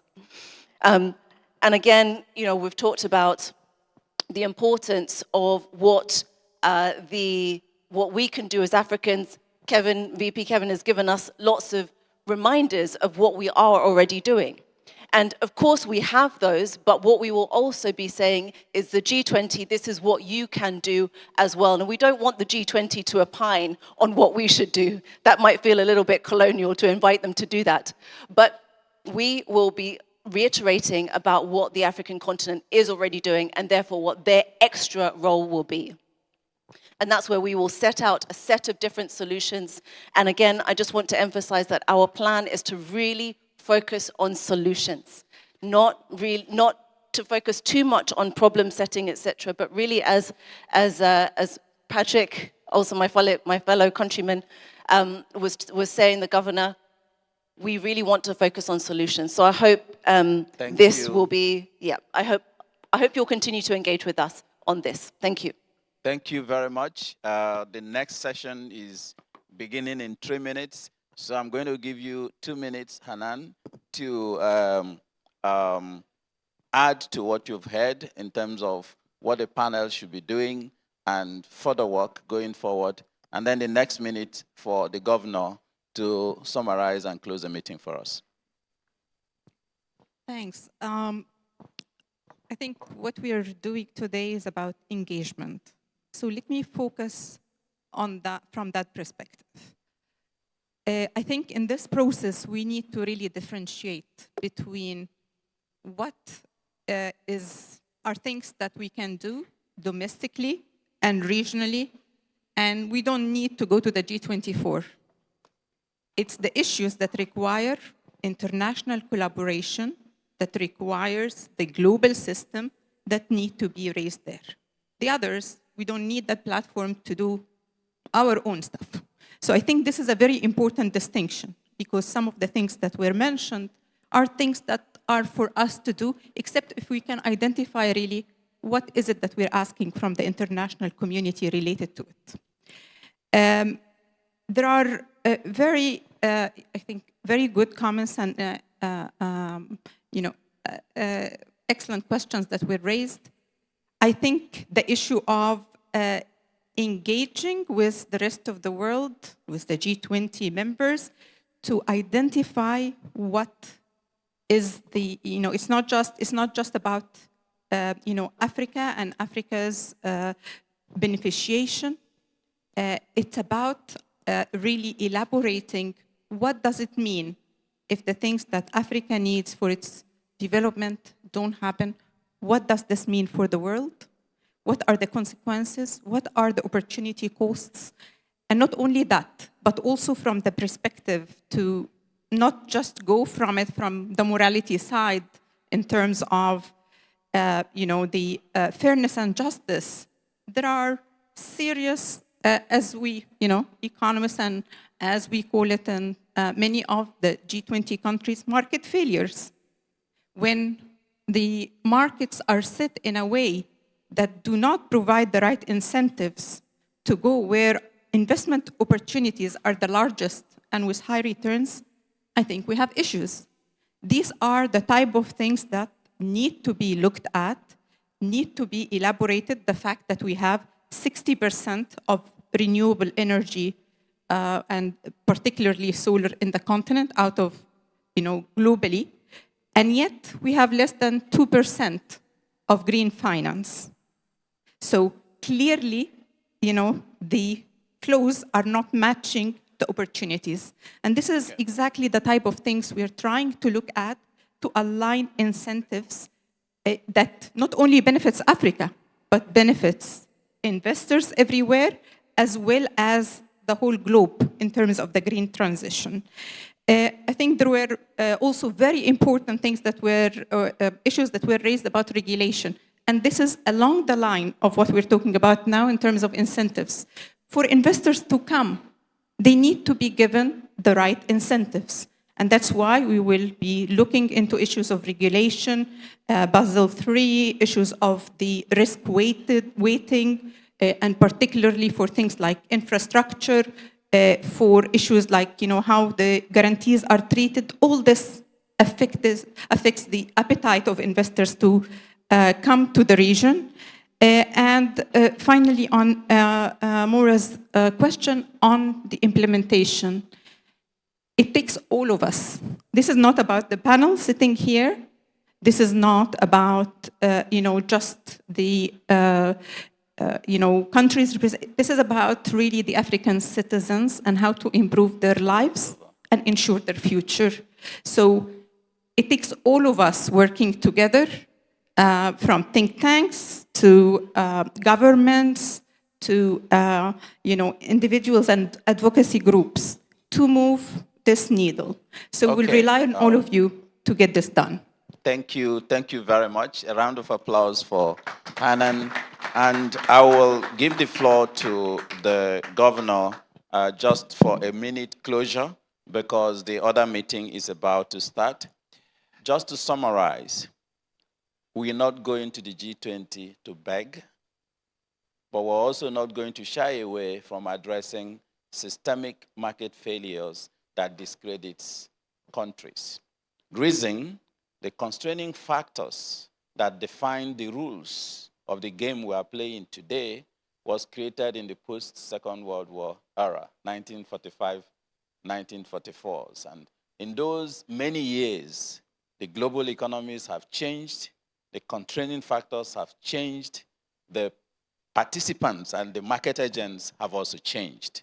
So the call for reforms is not because we are begging, it is because we want a fairer, more equitable, more efficient system that will channel resources to places that has highest value addition for owners of resources, but also for global sustainability.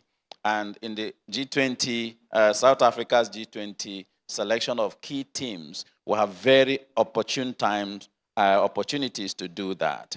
Without it, the erosion of trust, which the governor talked about on multilateralism, might deepen, which is not good for everyone, and we will not be able to address global commons challenges in a timely and at appropriate scales. And we're already seeing it in climate change, where climate change is becoming no longer, when I started studying the subject, we used to call it low probability, high risk events.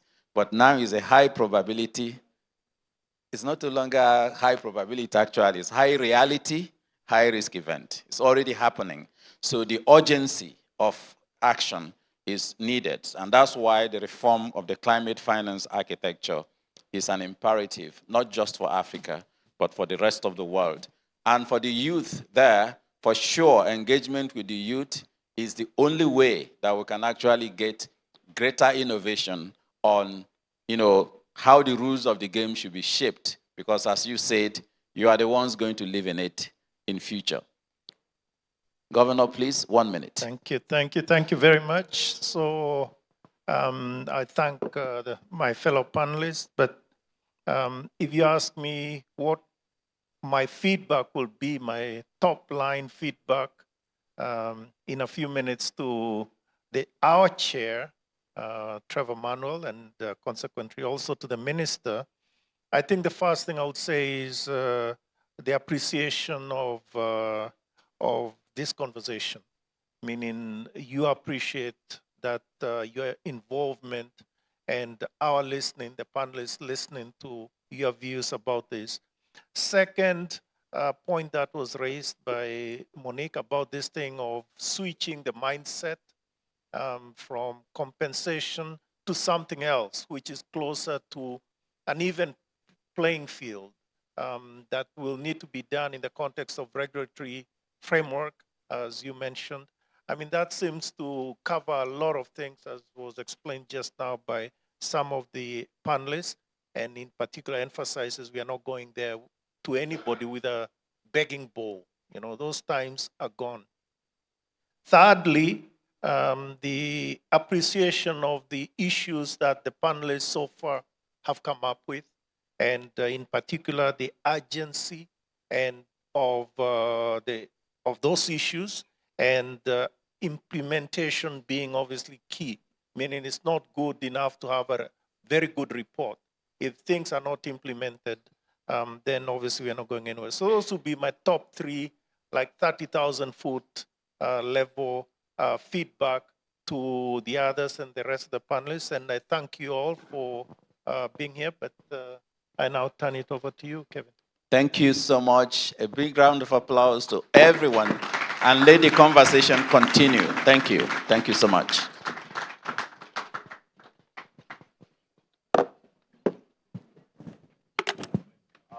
Just pictures quickly.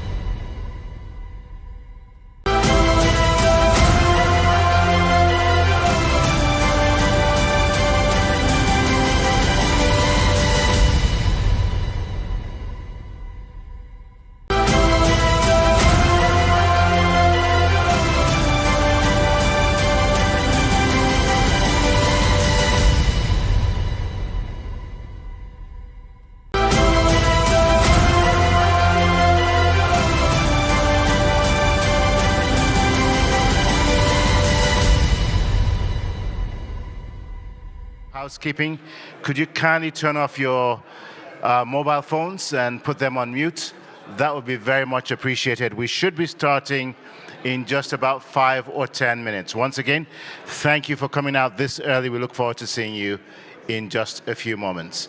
And for those in the very back, could you please occupy seats in the front? So again, protocol, help us direct guests to the front of the room.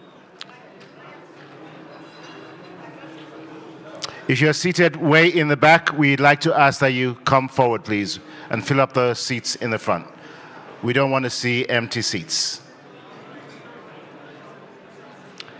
Protocol, kindly guide those who are permanently rooted in the seats in the back to the front. Thank you. I would rather do that on my own rather than be asked by protocol, so please work with us on this. Thank you.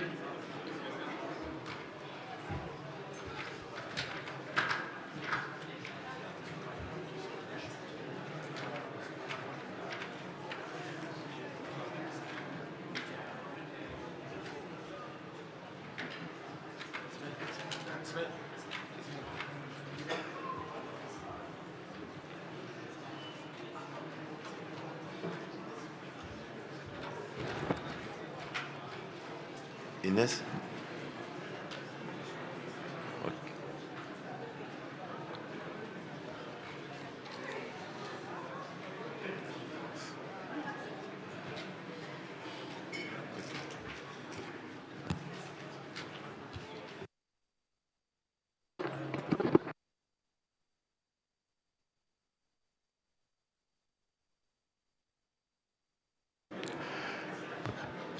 Protocol team, please help us guide those who are seated in the back to the middle to the front seat, please.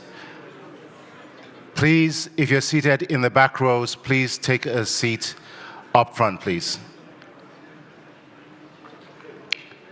There are quite a few people who are not moving. I would like to see them move to the front or to the middle. Please cooperate with us. Otherwise, somebody will assist you in the process. Thank you.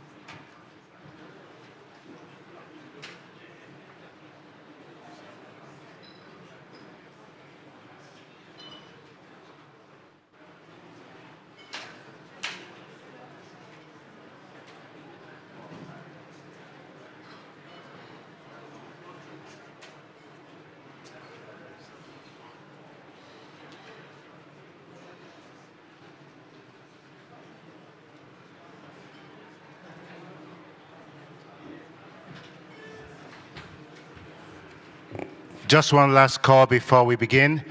All side conversations, all bilaterals in the back need to cease. Again, we ask that security and protocol assist us in this regard, please. The table in the back, I think it's a coffee table or something, I don't know what it is. Could we end that conversation, please?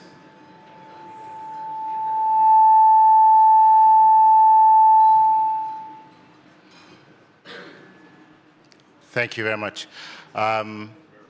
Again, it's just a side note, I think, to help us during these annual meetings. There have been way too many sessions, side events that are really, really important, that we've had so much banter in the back and so many other conversations going on during the sessions. Somebody said the greatest human need is the need to be listened to. It's embedded in our DNA, and what we've invited you to do here is to listen to our very distinguished panelists. So if you could do that today, I'm sure they would appreciate it, we would appreciate it, and at the end of the day, we'll all go away having learned something new. Having said that, I'm sorry I have to say that, but this is an ongoing battle at these annual meetings, but this is probably the most cooperative group that I've had the privilege of moderating over the last few days, so I really, really appreciate that. So we'll start in about 15 seconds, just for our team out there.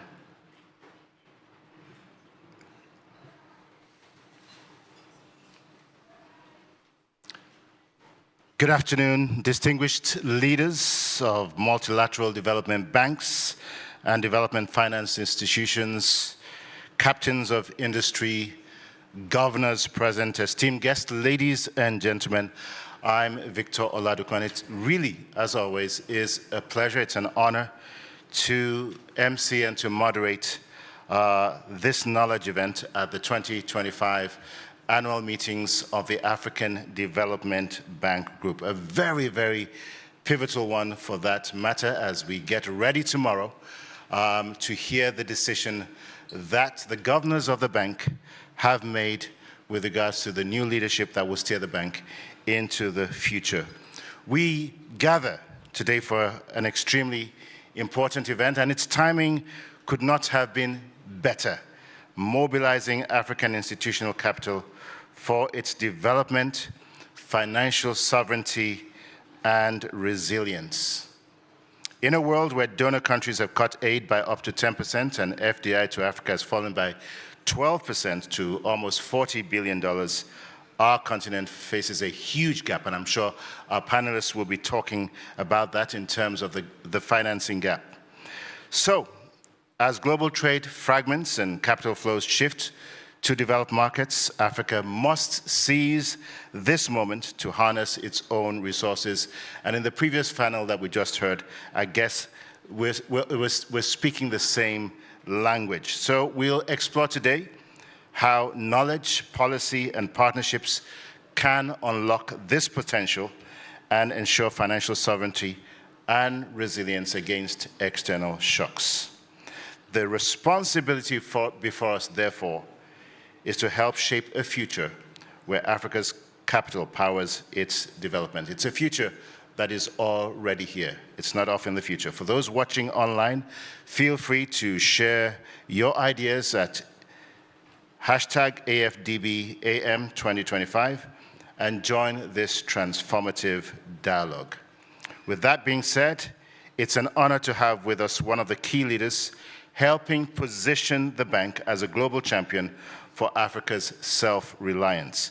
Please join me in welcoming the Vice President for Private Sector, Infrastructure and Industrialization. He has one of the longest titles at the bank, tells you how important that is. As he comes to the podium, please give a very warm welcome to Solomon Quainer.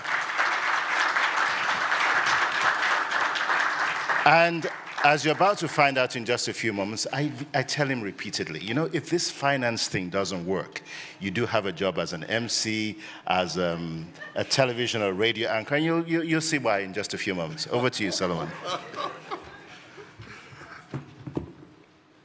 Talk about pressure. Talk about pressure. But Victor, I cannot speak as eloquently and as dynamically as you can. But I've learned a lot in the last 5 years just observing Victor. But Excellencies, esteemed governors, distinguished guests, ladies and gentlemen, good afternoon. I'm delighted to welcome you to this crucial side event on mobilizing African institutional capital for sustainable development and private sector growth.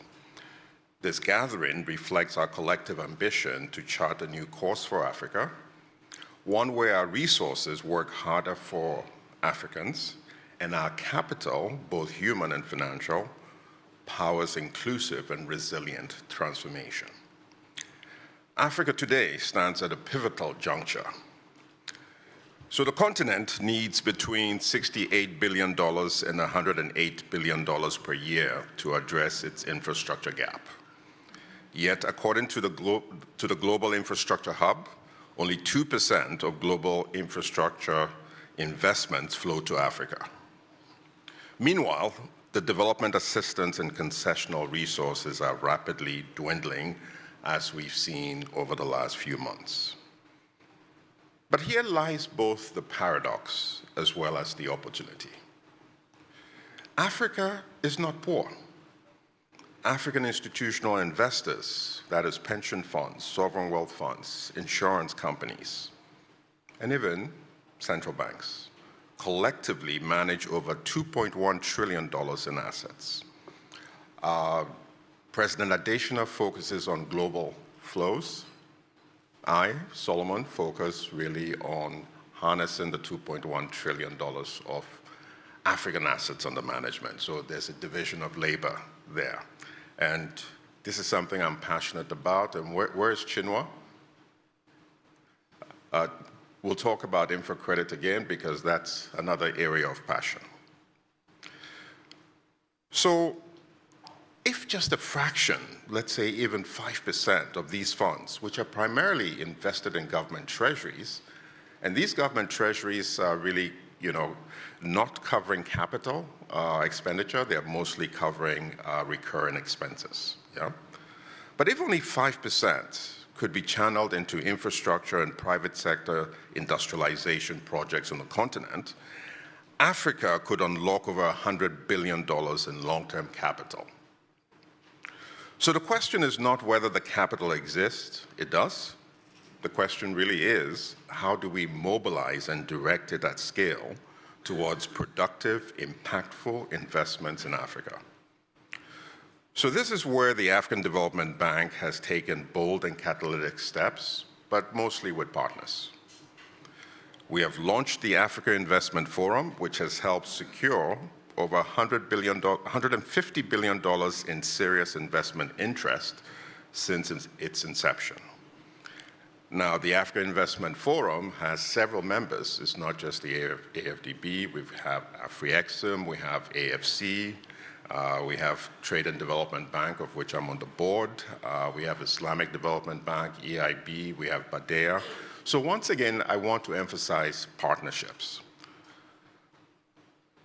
Our private sector credit enhancement facility and risk mitigation instruments continue to de-risk private investments across Africa's most challenging markets. But we must go further, and that is why the African Development Bank is leading by example, but also working with partners. We are building a comprehensive ecosystem to unlock African institutional capital through coordinated efforts, and I'll mention a few. The AIF I just mentioned, so I won't repeat. The Capital Markets Development Trust Fund, which we have, and it allows us to strengthen domestic capital markets and investor capacity. Then strategic partnerships with institutions such as the Private Infrastructure Development Group, which is a European institution, and ourselves and several other partners have worked together with the Nigerian Sovereign Investment Authority and Mr. Chinua himself, because he was one of the early developers of this idea, to establish InfraCredit in Nigeria, which is a monoline guarantee agency, essentially providing credit wraps to allow local pension funds, insurance companies, and other pools of excess liquidity long-term to invest in the infrastructure and productive sectors in Nigeria. And I believe, yes, the exchange rate keeps changing, but, at one time it had mobilized over $300 million of Naira equivalent long-term money. And this is what we have gone further. We've replicated this in East Africa. You may have heard about Dhamana in Kenya. We've replicated that. And we plan to actually sweep across Africa doing this to find a way to really mop up a significant part of this 2.1 trillion. The next country we plan to pilot this or replicate this is Ghana, with the Ghana Infrastructure Credit Enhancement Facility. Next, we plan to do this in Francophone West Africa. So as you can see, we overlay it across markets. We prefer regional to country. And the idea is to really mobilize the local pension funds, insurance companies, and other large pools of capital locally. Depending on our engagement with African pension funds, sovereign wealth funds, and industry associations like the Pan-African Fund Managers Association, but we also have the Africa Sovereign Investors Platform, which is a gathering of African sovereign wealth funds, FONSIS in Senegal, the Ghana Infrastructure Investment Fund in Ghana, the Nigerian Sovereign Investment Authority, the Egyptian Sovereign Fund, ITHMA Capital in Morocco, Agaciro in Rwanda, and then also, the Angolan Sovereign Wealth Fund. They've come together, and we continue to work with them in that association to share knowledge, but also to potentially come together and co-invest in other markets, other African markets as well. And by working also with platforms such as Making Finance Work for Africa, we are supporting data-driven policy dialogue and innovation to expand the universe of investable assets, including private equity, infrastructure, and green finance instruments. We will also work closely with partners such as the African Pension Supervisors Forum, the African Securities Exchanges Association, of which I see the DG of SEC in Nigeria is here. And we would also work with global asset managers to build trust, transparency, and investability across the continent. So, Excellencies, ladies and gentlemen, mobilizing Africa's own capital for its development is not just smart economics, it's smart sovereignty. It reduces our dependency, enhances our resilience, and ensures that African savings fund African dreams. This moment demands vision, it also demands innovation, and finally, it demands action. I call on all institutional investors here, public and private, to partner with us. It's great to see my good old friend, Ethiopia's Tafara here. He's the new Vice President for Africa at the IFC. Ethiopia's, we've worked together a long time. I look forward to replicating this over and over again. Let us pool our capital, let us pool our minds, let us pool our ingenuity and our resolve to build a future where infrastructure is no longer a bottleneck, but a backbone, where our markets are no longer overlooked, but overbooked. Together, let us make African capital work for Africa. I thank you, and I'll stay in my job, Victor.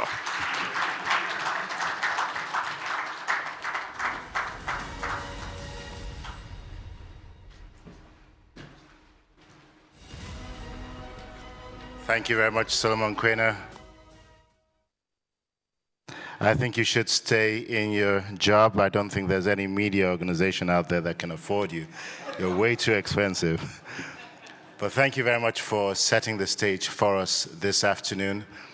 To my mind, this is one of the most important conversations that we're having here at these annual meetings.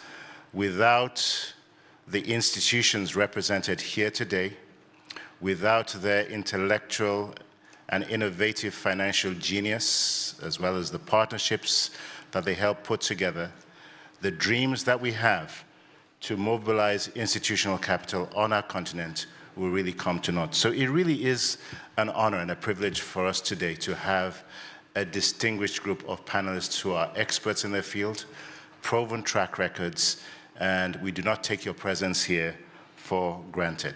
So permit me at this point to invite to the platform the following.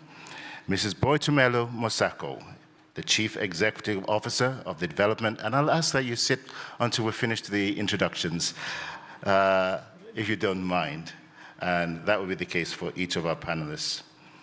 She is the Chief Executive Officer of the Development Bank of Southern Africa, DBSA, known to almost everyone here in this room. Prior to her appointment, she served as the DBSA Chief Financial Officer, focusing on strategy, investor relations, supply chain management, and information tech. An experienced chartered accountant and executive with vast experience in the financial sector that spans more than 22 years. Prior to joining DBSA in 2018, Mrs. Musako worked at the Southern African Bureau of Standards as a CFO. As she comes to the platform, please give her a very, very warm round of applause.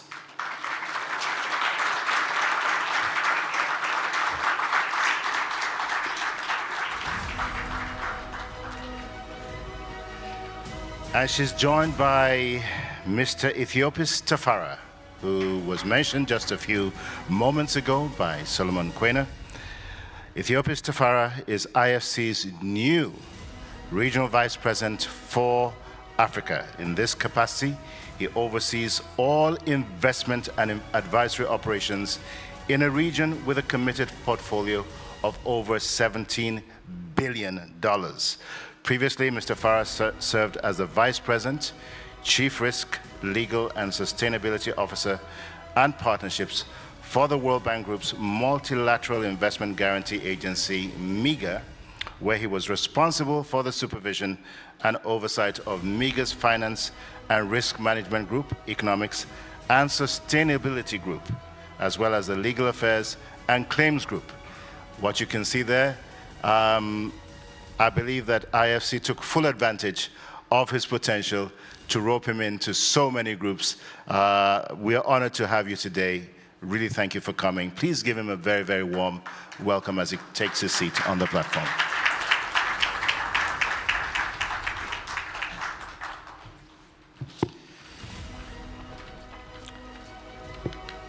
And he will be followed by Mr. Dennis Charles Kwasi, the CEO of la Caisse Nationale de Prévoyance Sociale. He is a prominent Ivorian expert in social security and the current director of Côte d'Ivoire's National Social Insurance Fund, CMPS, a role he has held since 2014. He holds a degree in economics from the University of Abidjan and graduated top of his class at the Ivorian Center for Social Security Training. His career at CMPS began in 1988 as an organizational analyst, and since then he's risen through the ranks through various leadership roles, including Deputy Director General. Please give him a very, very warm Abidjan welcome, Akwaba.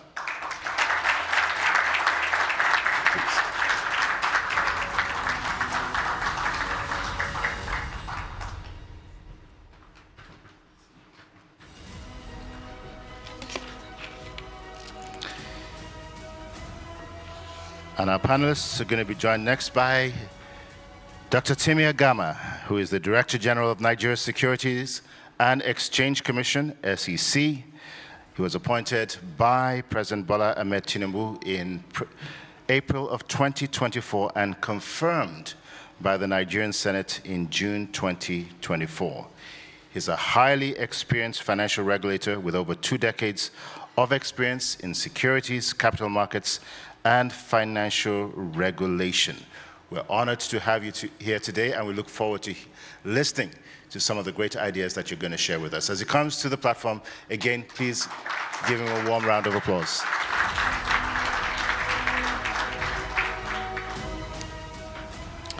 And last but certainly not the least, our final panelist is Mr. Chinua Azubike. He is the pioneer Chief Executive Officer of InfraCredit, an infrastructure credit guarantee company, and he's led the establishment of the first of its kind AAA-rated credit enhancement institution in Nigeria, something he did in 2017. As with many of our panelists, he brings decades of experience to his role in capital markets and structured finance, and has been responsible for leading InfraCredit in its pioneering role of connecting Nigeria's debt capital markets, or rather, Nigeria's debt capital markets to long-term local currency infrastructure finance by using guarantees to mobilize domestic credit and the private sector investors. So please, as he comes to the platform, again, give him a warm round of applause.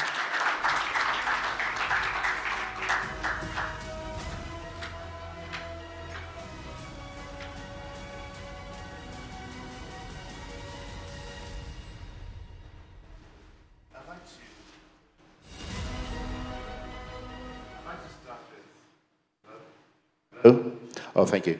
I'd like to start with a generic question for all of our panelists.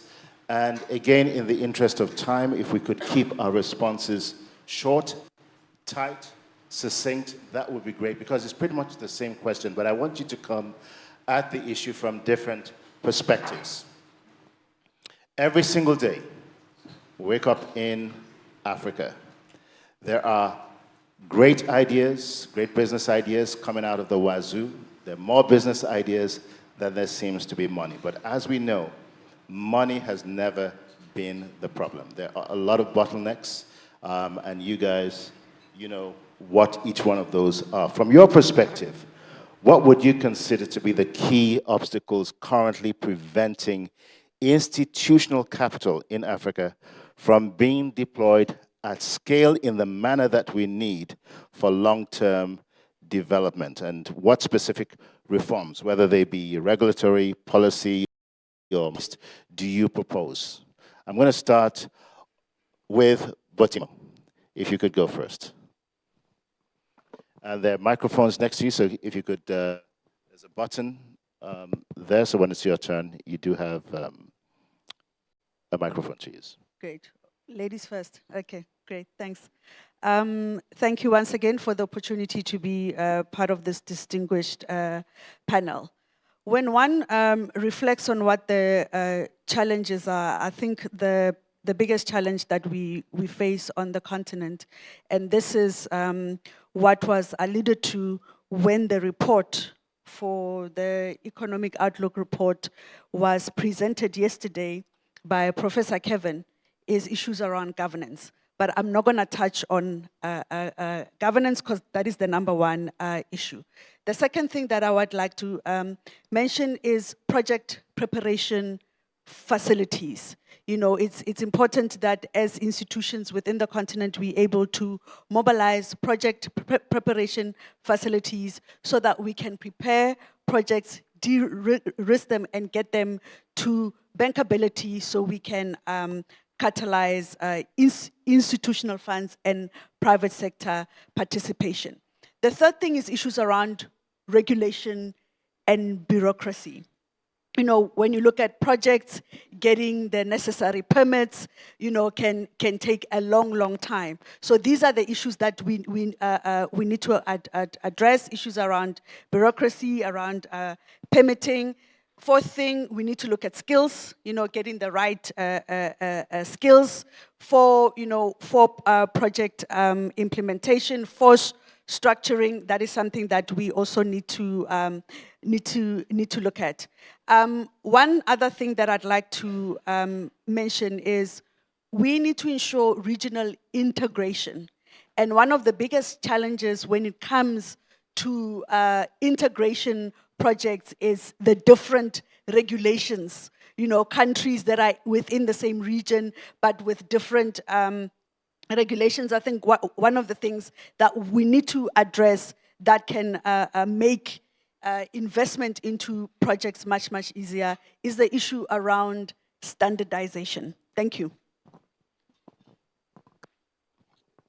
Thank you very much, Botimo. Regulations, bureaucracies, skills match, and homogenization of regional integration regulations. A very good start for us. I'm going to come to Ethiopia next. With a portfolio of $17 billion on the continent, obviously money hasn't been the problem. I'm sure there's much more that you can do. From where you sit, what are some of the critical obstacles that we need to overcome in order to accelerate the use of institutional capital on our continent? So first off, thank you for being invited to be here. I really appreciate the opportunity to engage. Speak directly into your microphone. I am speaking. Is it on? Okay, there we go. There we go.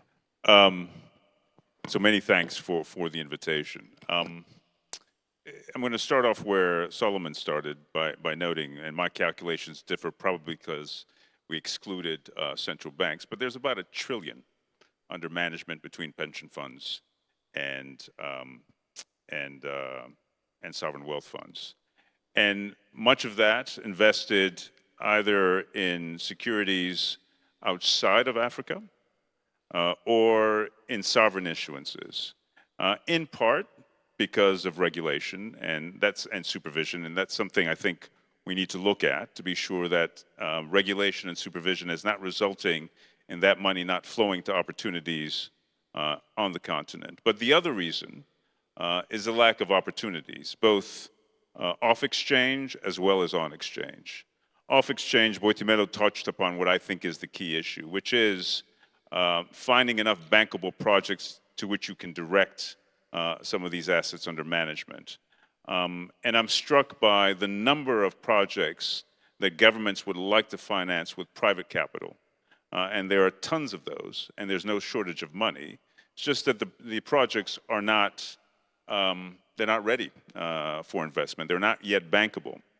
And I think we are missing a trick collectively if we don't figure out how to get those projects to bankability. And at the end of the day, bankability is really about getting the allocation of benefits and risks properly calibrated between the private sector and the public sector. And I think there's a role for us at IFC, at AFDB, and other institutions to play in helping getting that calibration right so the governments feel they're getting a good deal and not simply engaging in a project where that calibration is off to their disadvantage. But the other issue is on exchange, the limitations in terms of the offer, right? We need to diversify what's available on exchanges in markets. There are few corporate issuances, there are sovereign issuances, and so the money is going to that. But we need to create more opportunities for investment. And we tend to think that it is really a matter of just promoting more transactions to be traded on exchange. And I think we fail to look at the institutional side of things. So I'm going to lean on my past as a regulator and say that markets are not very complicated, right? You need a place to trade, and that's either, it could be a tree, could be a baobab tree, a buttonwood tree as it was in the United States. You need property rights, right, so that you have authority or ownership over what it is you've bought. But more than anything else, for these markets to work, what you need is trust. You need to trust that you're buying what you expect to buy. You need to trust that you're going to get paid what you expect to get paid. And that trust has never been blind, right? In small communities, it's the community and the interaction among a small number of traders that leads to that trust. But in bigger markets, you need laws, you need regulations, you need institutions to enforce those laws and regulations to give the trust to the players in the marketplace. And I think we need to do a little bit more work to build the trust in our markets so that there is an appetite and an inclination to buy and sell on those markets in addition to looking at diversifying the offer.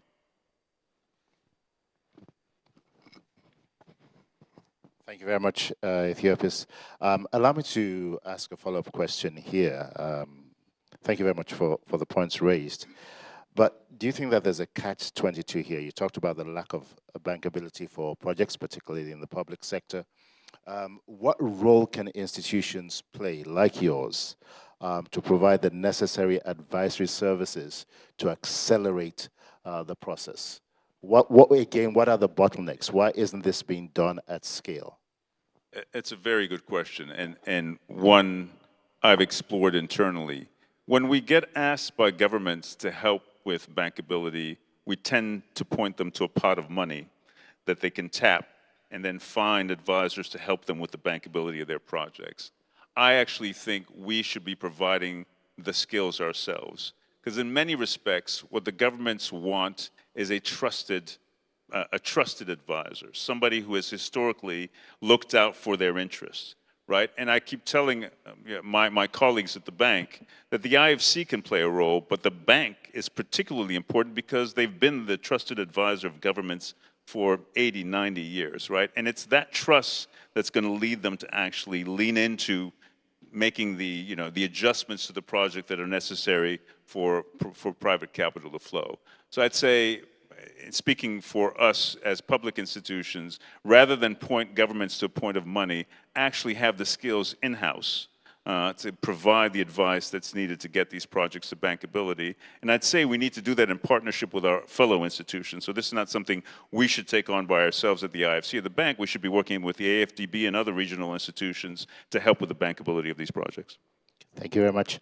Go next to Chinua Zubike. Your take? From where you sit and your experience so far. Okay. Okay. Thank you. And it's a pleasure to be here. It's an esteemed pleasure to join an esteemed panelist. I think Bartomelo and Ethiopians have covered everything, actually. So it makes my job easier. Could we have the audio team raise the volume a little bit? Can you hear me? Yeah, now we can. Okay, great. So I was saying that Bartomelo and Ethiopians had covered everything, actually. It makes my job much easier. I'll just focus on a few points around perception of risk as one of the barriers to mobilizing private capital from institutional investors. And I think it's been well documented that in the real terms, the actual risk that infra assets tend to portend is much lower than what is perceived. Our experience as InfraCredit has been that we have, over the past 8 years, not seen, we've had 0 losses on a portfolio of over 20 projects across 12 sectors, which reflects the resilience of infra assets. And that requires a bit more knowledge exchange, maybe capacity building and working both with institutional investors to use performance data to reflect the actual, performance of these assets is not as perceived. And the expectation is that this builds confidence. We have experiences of where guarantees have been provided first-time borrowers to raise long-term finance of 15 years or so in the capital markets, and the same pension funds, after the performance of that asset, have invested subsequently without the need for guarantees, which reflects the fact that it does have a catalytic impact. Building relationship on mutual trust is also very key. It's one of the softer issues that I believe tends to sort of impact on why we don't see projects move as quickly as one anticipates. And that mutual trust relationship obviously means we need convening power of some of the development partners involved when we engage the government and also with the institutional investors, the domestic institutional investors as well. And, with building mutual trust and also providing data could be very significant in addressing the other factors, because usually what tends to happen is, projects actually can influence policy. And it's usually people react by what they see. And we've seen how regulatory changes have happened because governments see projects actually come to fore. And that brings me to the last point, just around project preparation. It's such a recurring theme. So every year we gather around and we say project preparation is the problem. But we do have quite a number of facilities that have been seeded across Africa. At last count, is over 30 of these prep facilities exist. The question then is there something we need to reimagine in the institutional models for how project prep is actually implemented? Our view is that we need to rethink the model and sort of look at how better organized can these facilities be structured. What is the, when they're designed, how are they designed for outcomes? Is outcomes feasibility studies or is outcomes financial close? I think how outcomes are built into the design of project preparation facilities would influence the modalities through how they're designed to execute and deliver results. And that would bring, for us, we think, we now need to reimagine and redesign these facilities. We've looked at embedded models. There are models where, you could embed consultants working between the financial institution itself and then also government, with some form of KPIs that is outcome driven. So the concept of prep needs to be reimagined and redesigned. Otherwise, we keep having the same conversation and the same result. Thank you. Thank you very much. Excellent points. The nexus between relationships, mutual trusts, and finance. Warnings about projects influencing policy rather than the other way around, as well as reimagining project prep and facilities. Excellent one. We'll go next to Dennis Kwasi. Your take.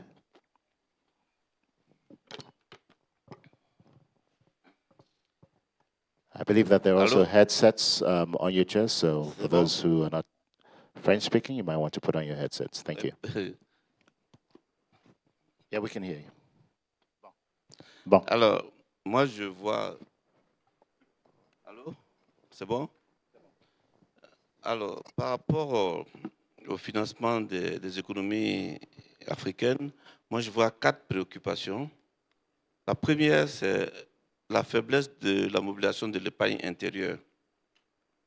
La deuxième préoccupation, c'est la structuration financière des entreprises qui met trop l'accent sur l'endettement plutôt que l'equity. Il y a le problème de gouvernance qui a été déjà évoqué. Et en quatrième position, l'éducation financière qui manque.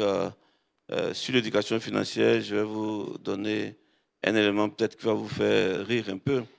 Moi, j'ai rencontré des gens qui ont construit des maisons, des responsables qui ont construit des maisons à $1 million dans leur village, mais ils n'ont pas $100 000 sur leur compte titre. Donc, vous voyez que l'argent ne va pas au bon endroit. Une maison dans un village, ça ne procure, ce n'est même pas un bien. Et alors que cet argent aurait pu venir dans le système financier et jusqu'à la bourse. Alors, concernant la faiblesse de la mobilisation de l'épargne, les fonds de pension comme nous, les caisses de sécurité sociale, jouent un rôle très important. Et j'aurai l'occasion d'illustrer ça tout à l'heure par rapport au cas de la CNPS, où on a mis en place des mécanismes de mobilisation d'épargne et nous avons eu des chiffres très, très intéressants. On en parlera tout à l'heure.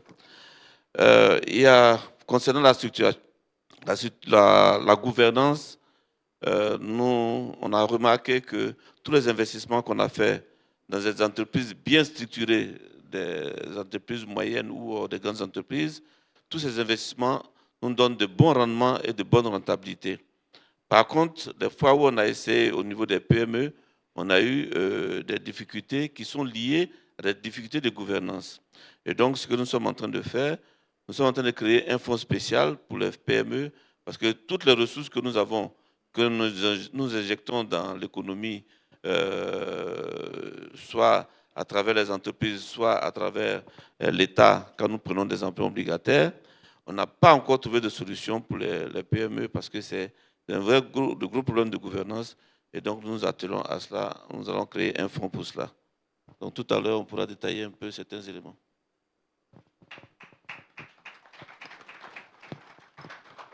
Thank you very much, and very proactive stance there, creating special funds to enhance governance, particularly with SMEs.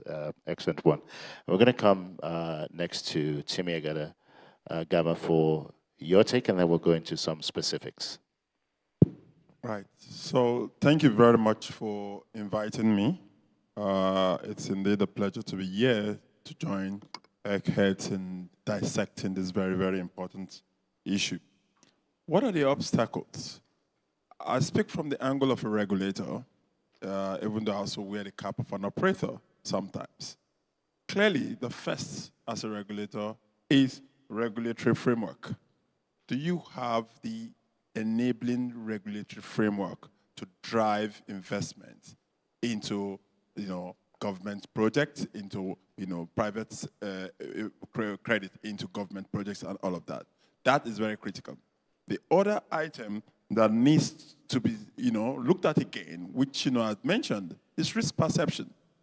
Perhaps we really need to understand exactly what risk is and try to look at it from a contextual point of view.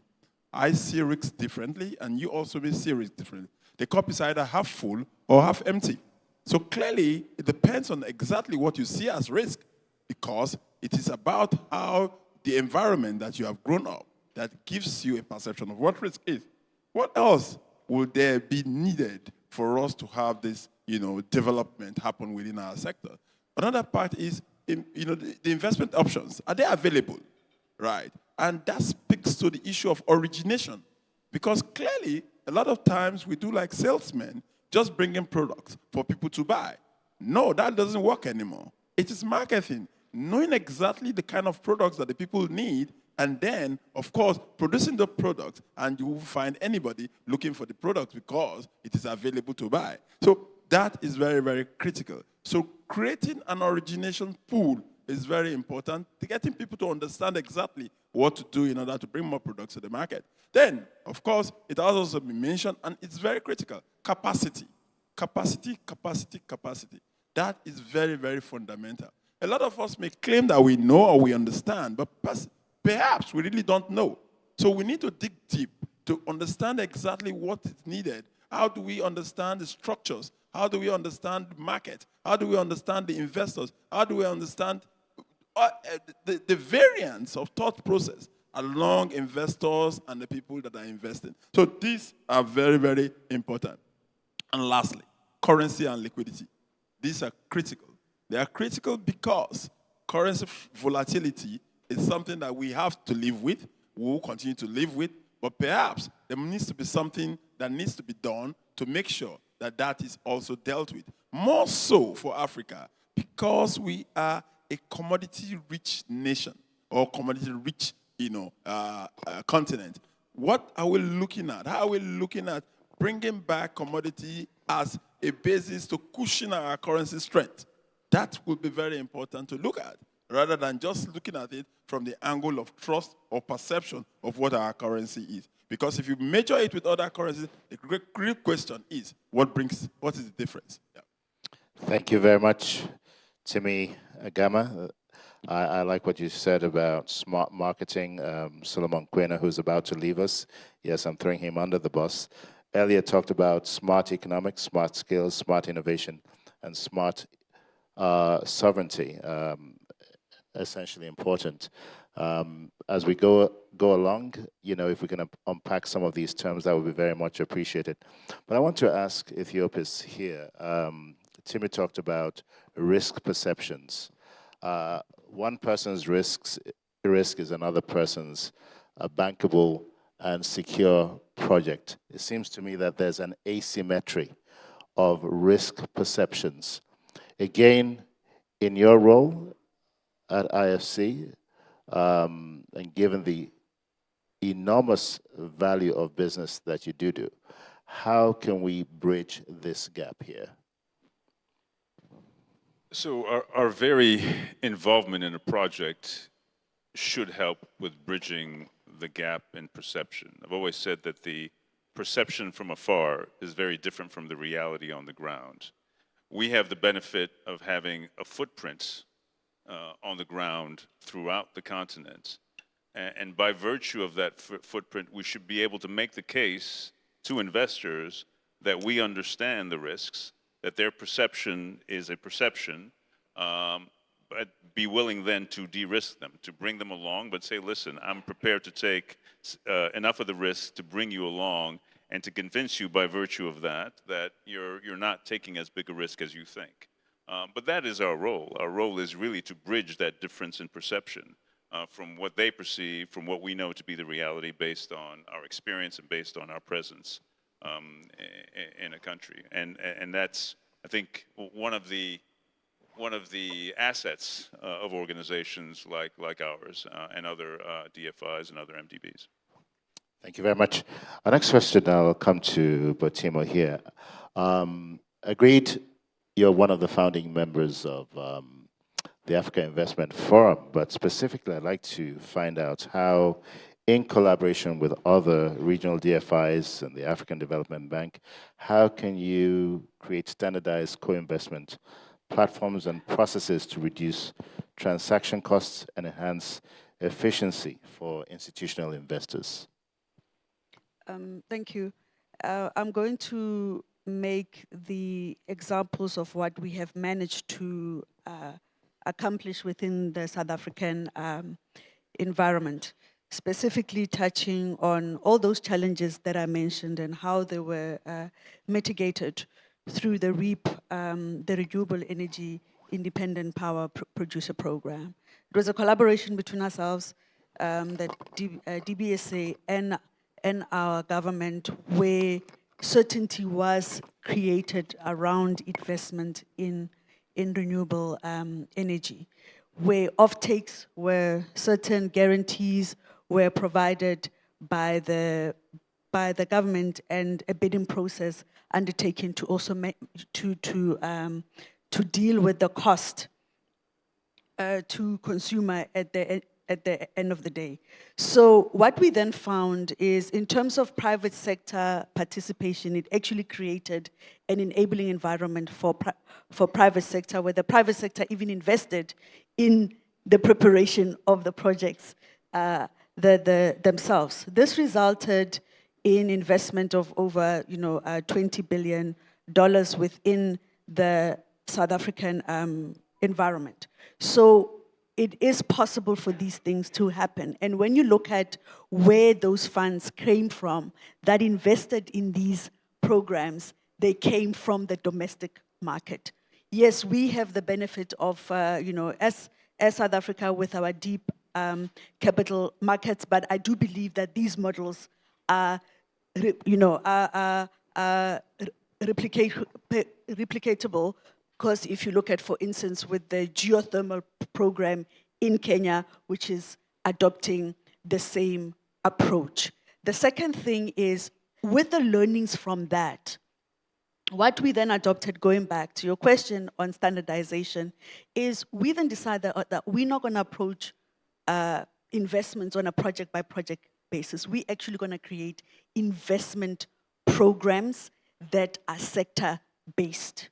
For instance, we decided to develop, with the need for student housing in South Africa, we developed the student housing investment program, where we then, did all the studies, standardized all the documents, and actually enabled private sector to participate in the program. We have what we call the Water Partnership Office, together with our Department of Water, where we have a program for water investment to strengthen water access in our municipalities, our sub-national governments. And what did we do there? We actually managed to source funds from the GCF to support the program. They gave us about $235 million for it, and $35 million of that goes to project preparation, because we know that it is important to have the prep facilities to enable investment. We also created a program for one border post. Currently, the 6 RFPs that are out to also enable participation in that program. So we have seen the importance of a programmatic approach to investment, because then you have standardization, you have scale, and you also have speed. We have seen it work, and this is, the program that we do, with the water program. I remember at the last AFDB meetings together with our partners, these are the projects that we then showcase. So if, it's not that these things are not possible, they are possible, these models are proven, we just have to make sure that, within our partnerships, we replicate these models across countries. Thank you. Thank you very much, Botima. And I'd like to really advocate for DBSA here. They've done a phenomenal bit of work, both in the water space that you talked about, as well as student housing. Now, considering that our population in the next 25 years is going to hit 2.4 billion people, the need for student housing in universities, if we're going to build skills, is a critical one. And I do hope that your organization can share knowledge with other institutions and other countries to see what you've done very, very successfully in Southern Africa, because the need is huge. So I do hope that there are investors in the room who are taking cues from this and looking at opportunities. So again, talking about risks and de-risking projects, I'm going to come to Chinua Zubike here. InfraCredit has played a crucial role in mobilizing domestic capital for infrastructure by de-risking projects, quite a bit of them. What lessons can be drawn from your experience, and how can some of the instruments like credit guarantees and co-financing platforms be standardized or regionalized to unlock institutional capital at scale? Thank you very much. You know, part of my earlier conversation here was around, you know, knowledge exchange. And what we find is that, again, this perception versus actual risk needs to be addressed as a very deliberate strategy, which is investing in knowledge sharing alongside deal execution, especially as you work with both the regulators, but also importantly, the institutional investors. And what this does is that it builds capacity and also ensures that replication can also happen even without guarantees in the future. Like I said, we saw where we were able to support the first 15-year green bond, and subsequently the same you know, hydro project was able to raise financing from the same pension funds without a guarantee 2 years later, simply because we had gone through a very methodical process of building capacity, conducting co-due diligence with investors. So that's one very important point. The other is, you know, the building a relationship with our development partners. We're very lucky to have the likes of course, the Sovereign Wealth Fund in Nigeria being an anchor investor in InfraCredit, alongside other DFIs, which include AFDB and AFC, and also the UK through FCDOs. What that has done for us is that we're able to leverage multiple tools to address risk perception. And what this helps to do is it bridges a gap, especially a knowledge gap, because many times when you're innovating and sort of taking on sectors that don't tend to have a track record in the market, you need risk-sharing arrangements where you can actually work with partners that are willing to take first loss risk and help to catalyze financing. And so that has helped in enabling us to go into underserved sectors like, you know, renewable energy projects for mini grids in underserved communities, enabling green bonds to finance those type of asset classes. And now we're currently working towards scaling that up in the capital market. So we're looking forward to engaging our able DG to support an aggregation of these smaller deals so that they can actually access long-term finance in the capital market. But this took a staged process. We had to develop, learn, and then now we're looking at scaling that in the capital market. So that process is very valuable. And when we think about replication is really it is about institutional knowledge. And I think one of the things listening to Bartomelo and thinking about how we can learn from the South Africa experience is that we need to be very intentional about institutional knowledge and sharing that amongst peer learning, very deliberate, because what appears to be a gap is not necessarily capacity, and the absorptive capacity of capital.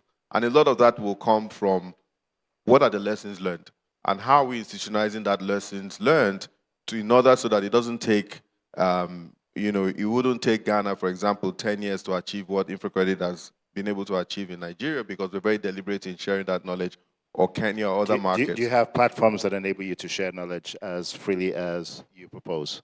We are currently engaging. We don't have a formal platform, but we have a program where we do, it's called infrastructure exchange, knowledge exchange program. And we use this to actually hold roundtables in Nigeria. We're now trying to do one in Ghana, and also very keen to replicate that in other markets to the extent that we have strong partners willing to support that. Fantastic. Again, my question earlier to Ethiopia was really a follow-up, but I'm going to come back to you very quickly and segue from where Chinua left off. What would you see as some of the most promising strategies for mobilizing African institutional capital, particularly in the key sectors of industrialization as well as infrastructure? What would you consider to be some of the most successful strategies? So we have two sets of funds. One set that are debt funds, another set that are equity funds. And we have fundraised for these funds. And the way it works is we deploy the funds alongside an IFC project. And let's imagine we're extending credit to some company. As long as the criteria upon which those funds were raised are met, we would then deploy those funds in that debt fund alongside the IFC. And in essence, we replicate our book for the institutional investor, and they piggyback on all of our due diligence and our quadruple bottom line, whereby every investment or every project we finance has to be financially sustainable, environmentally and socially sustainable, has to have development impact, and has to be climate resilient. So they don't have to do any of that work. We do all of that work, and in essence, replicate our debt book for them, right? And in that way, we've mobilized a fair amount of money from institutional investors. We do the same thing on the equity side. So we have a set of equity funds where when we take an equity stake, they come alongside, as long as the criteria have made, and take an equity stake as well. And again, they piggyback on our due diligence. And these funds, some are geographic, some are thematic, right? So we are able to mobilize institutional investors into what is of interest to them, either from a geographic standpoint, Africa, for example, or from a thematic standpoint, energy, for example. And it's worked quite well. On the equity side, my recollection is we at some point had mobilized about $10 billion of equity investment, equity money. Now, not all of it has been deployed. And on the debt side, we've been doing some fundraising quite successfully. But this is a way for institutional investors to get exposed to our book, both on the equity side and the debt side, and it's worked quite well. Allow me to be the angel's advocate here. One of the biggest criticisms of MDBs globally is the speed at which capital is deployed. Are there things that we should do to, again, reimagine, to use Chinua's phrase earlier, our instruments? And are we really moving fast enough to meet the needs of of investors and particularly the private sector? Your thoughts on that? Could we and should we move faster? So I'm not sure it's a matter of instruments as it is a matter of internal process, right? I do think we need to be much faster in our deployment and much faster in our engagement on projects, something which we're actively looking at. And part of the reason we've devolved decision-making to the regions and taken it away from it being centrally based is to actually increase the speed with which we respond, and we have. Of course, there's always room for improvement, and we're looking for our processes to be more responsive to what clients are looking for. When I travel, I always meet with clients, and I always ask one question: why us?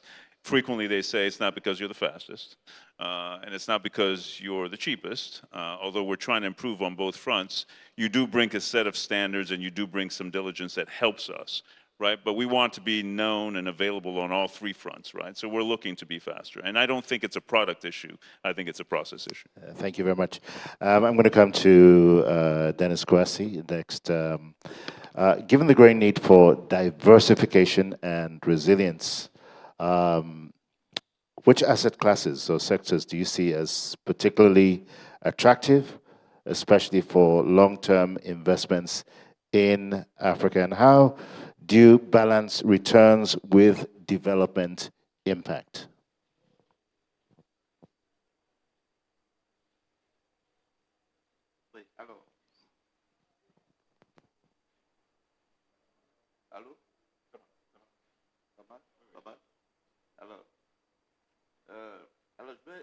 d'abord le rôle de la caisse de sécurité sociale. Comment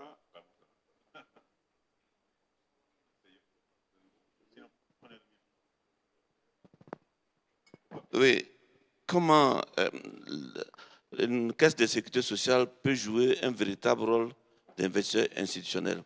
Parce que nous, pendant longtemps, on a suivi le modèle. For a long time, we have followed the French management model, which is based on solidarity, whereby today's workers are working for tomorrow or for today's retirees.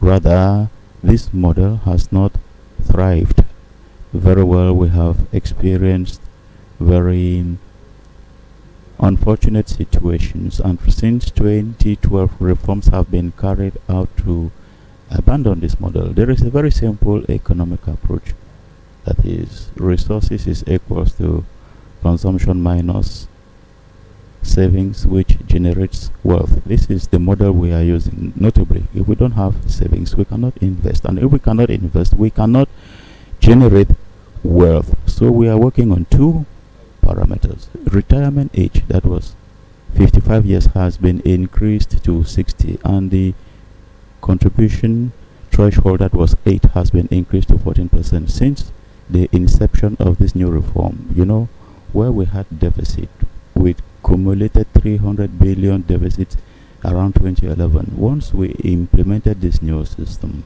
to indeed generate more savings, we started registering surpluses, 8 billion therefore in 2012, 33 billion in 2013, 45 billion in 2014, to reach up to 100 billion CFA. I mean, to reach up to 100 billion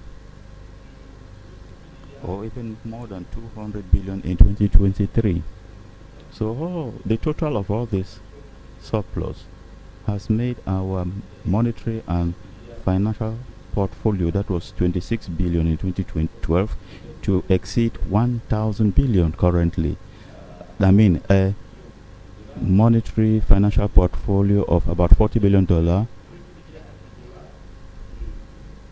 has gone beyond 2,000 billion CFA francs. So it is these resources that we are currently injecting in our economy. We have close to 48% in bond issues domestically issued by the state, 25% in equities, notably in banks and the overall financial system. We are therefore majority shareholders of the BCC Bank, which we took over after the departure of BNP. We have significant shares in several banks.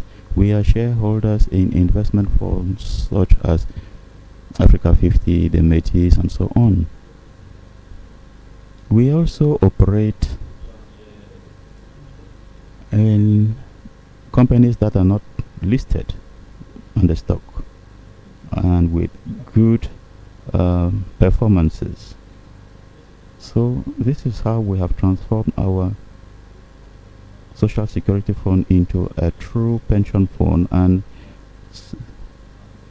impacting better the economy. We have been able to demonstrate that the enterprises, the companies where there was a deficit, when we implemented new governance, the companies shifted from deficit to a surplus. In the case of some local banks, because we implemented best governance conditions and improved the situation over the last 3 years. Similarly, when we recovered the shares of BNP in BCC, when we stepped in, the share amounted to something like 5,400. Now the share after 2 years stands at about 15,000 francs.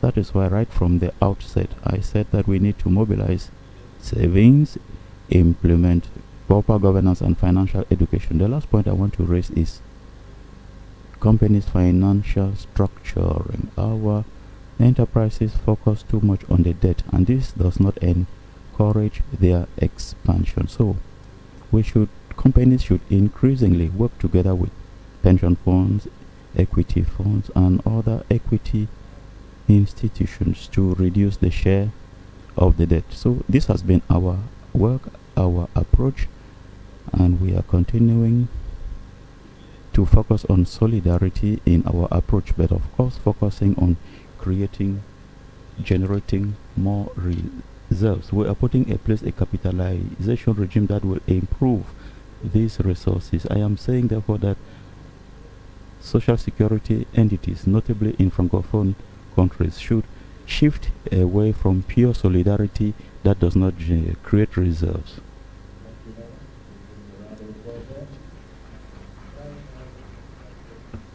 Numbers actually, a smart transformation of social security funds into a smart pension fund and increasing the retirement age from 55 to 60 and thereby increasing savings capital by more than 14%. Again, the numbers are pretty impressive.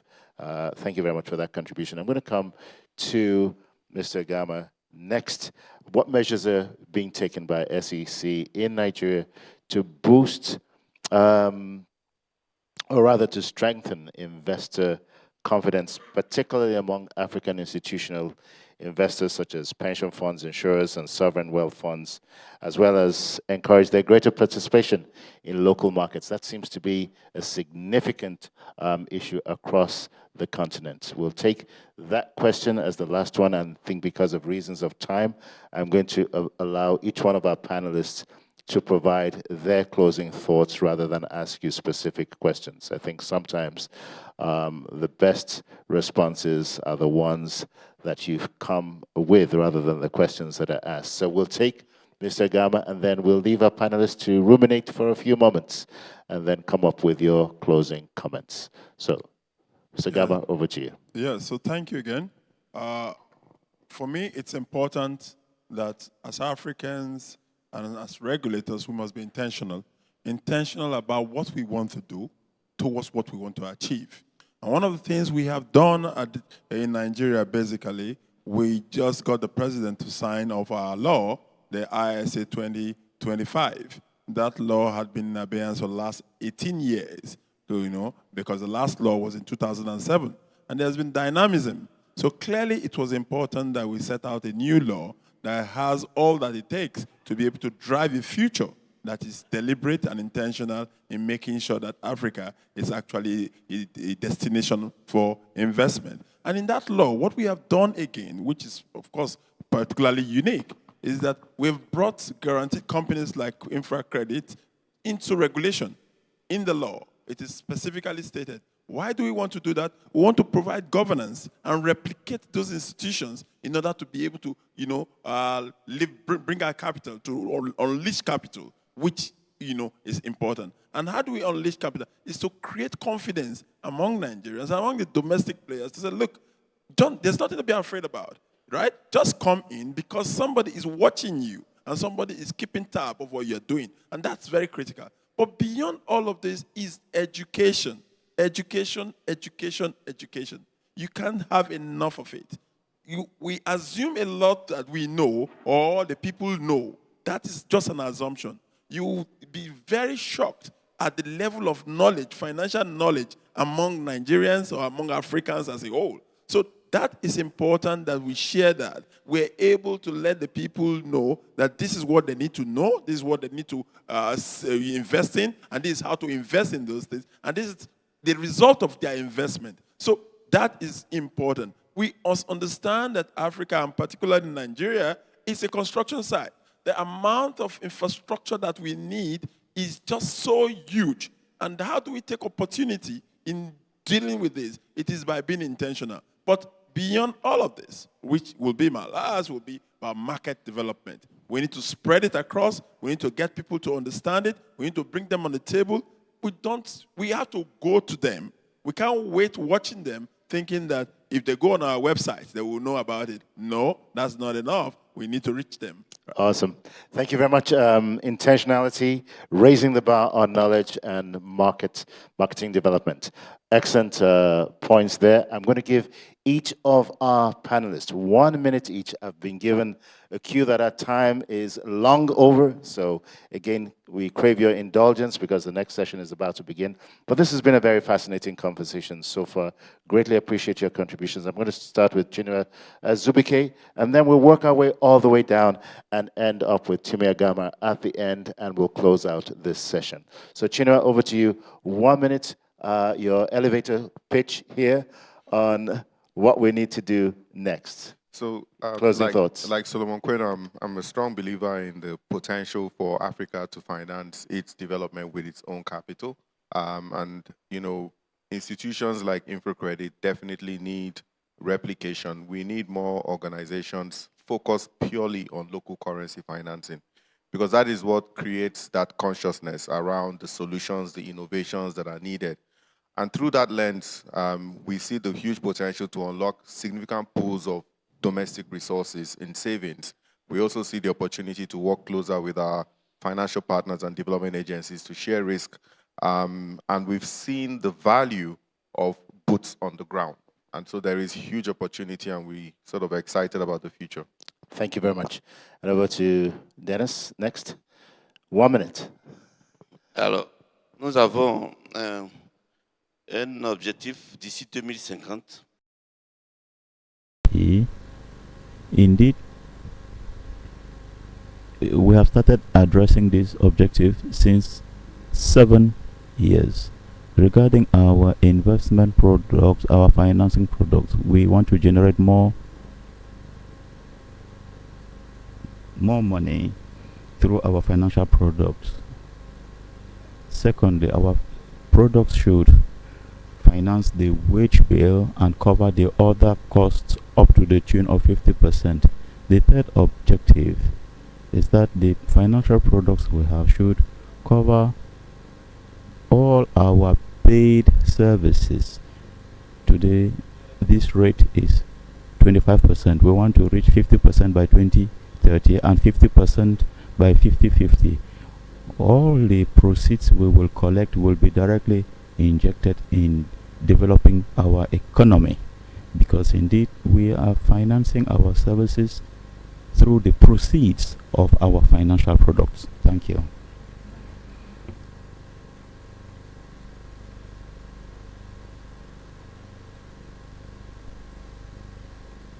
Respect to these 2 points. First, local currency financing. Many of the companies that we're looking to finance on the continent don't generate revenues in anything other than local currency. It is important to lend to them in local currency so you're not creating a burden by virtue of hard currency lending that is hard for them to sustain. And institutional investors in country are one of the better sources of local currency. So please join us in that effort. We're trying to figure out how to do this consistently in each and every country where we have operations. And we have different sources we can use, but you would be an important source that we'd like to accompany. Second, equity, which is the ultimate form of local currency. It is probably the most important thing we need to do, and I was heartened to hear from what Denis was saying with regard to what is happening in his country. We need to do more equity investment. I'm fond of saying with debt, you run a company, with equity, you build a company, and what we need to do on the continent is build companies. Thank you very much. Very, very good points there. Boitumelo? Thank you, Victor. I think it's very clear that the future of the globe is Africa. And we need to ensure that as Africans, we learn to collaborate with each other. We are beyond competition. Collaboration is key as we embark on this journey. We need to address issues around governance.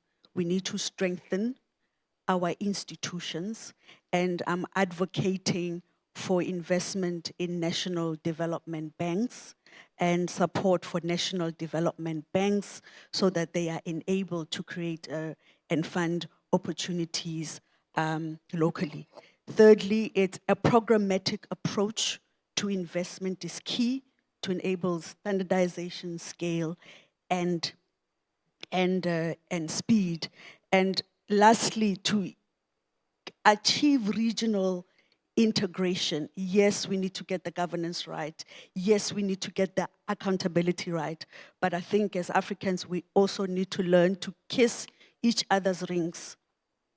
We need to kiss each other's rings as brothers and sisters so that we can get infrastructure development going on our continent. Thank you. Very well said. And our last comment will come from Timi Agama. Yeah, so clearly for us in Nigeria, what we're doing is promoting, an investor-friendly regulatory approach. That is to say that the time where the regulator is being, is far away from the people is over. We need to talk to each other. We need to speak to each other. We need to clear, doubts around, transactions, and we need to help even the client, the operators, to be able to achieve the purpose for which they are meant to achieve. So besides that also, we need to find a way of standardizing regulation because it's a major problem. I believe that we should start adopting a passport model whereby the issuances in one particular country can, with just a little tweak, be used for other countries in order to facilitate quick delivery of infrastructure, quick delivery of issuances, and of course, quick delivery of returns for the people. Timi Agama, thank you very much. And on that note, I'd like to say a very, very big thank you to our stellar panelists here for giving us a very quick tour de force on what we need to do in Africa to mobilize Africa's institutional capital for its development, its financial sovereignty, and resilience. A big thank you to Chinua Azubike, Dennis Charles Kwasi, Ethiopis Tafara Boitumelo Masako, and Timi Agama. Thank you so much. Please give them a very, very warm round of applause for an excellent panel discussion.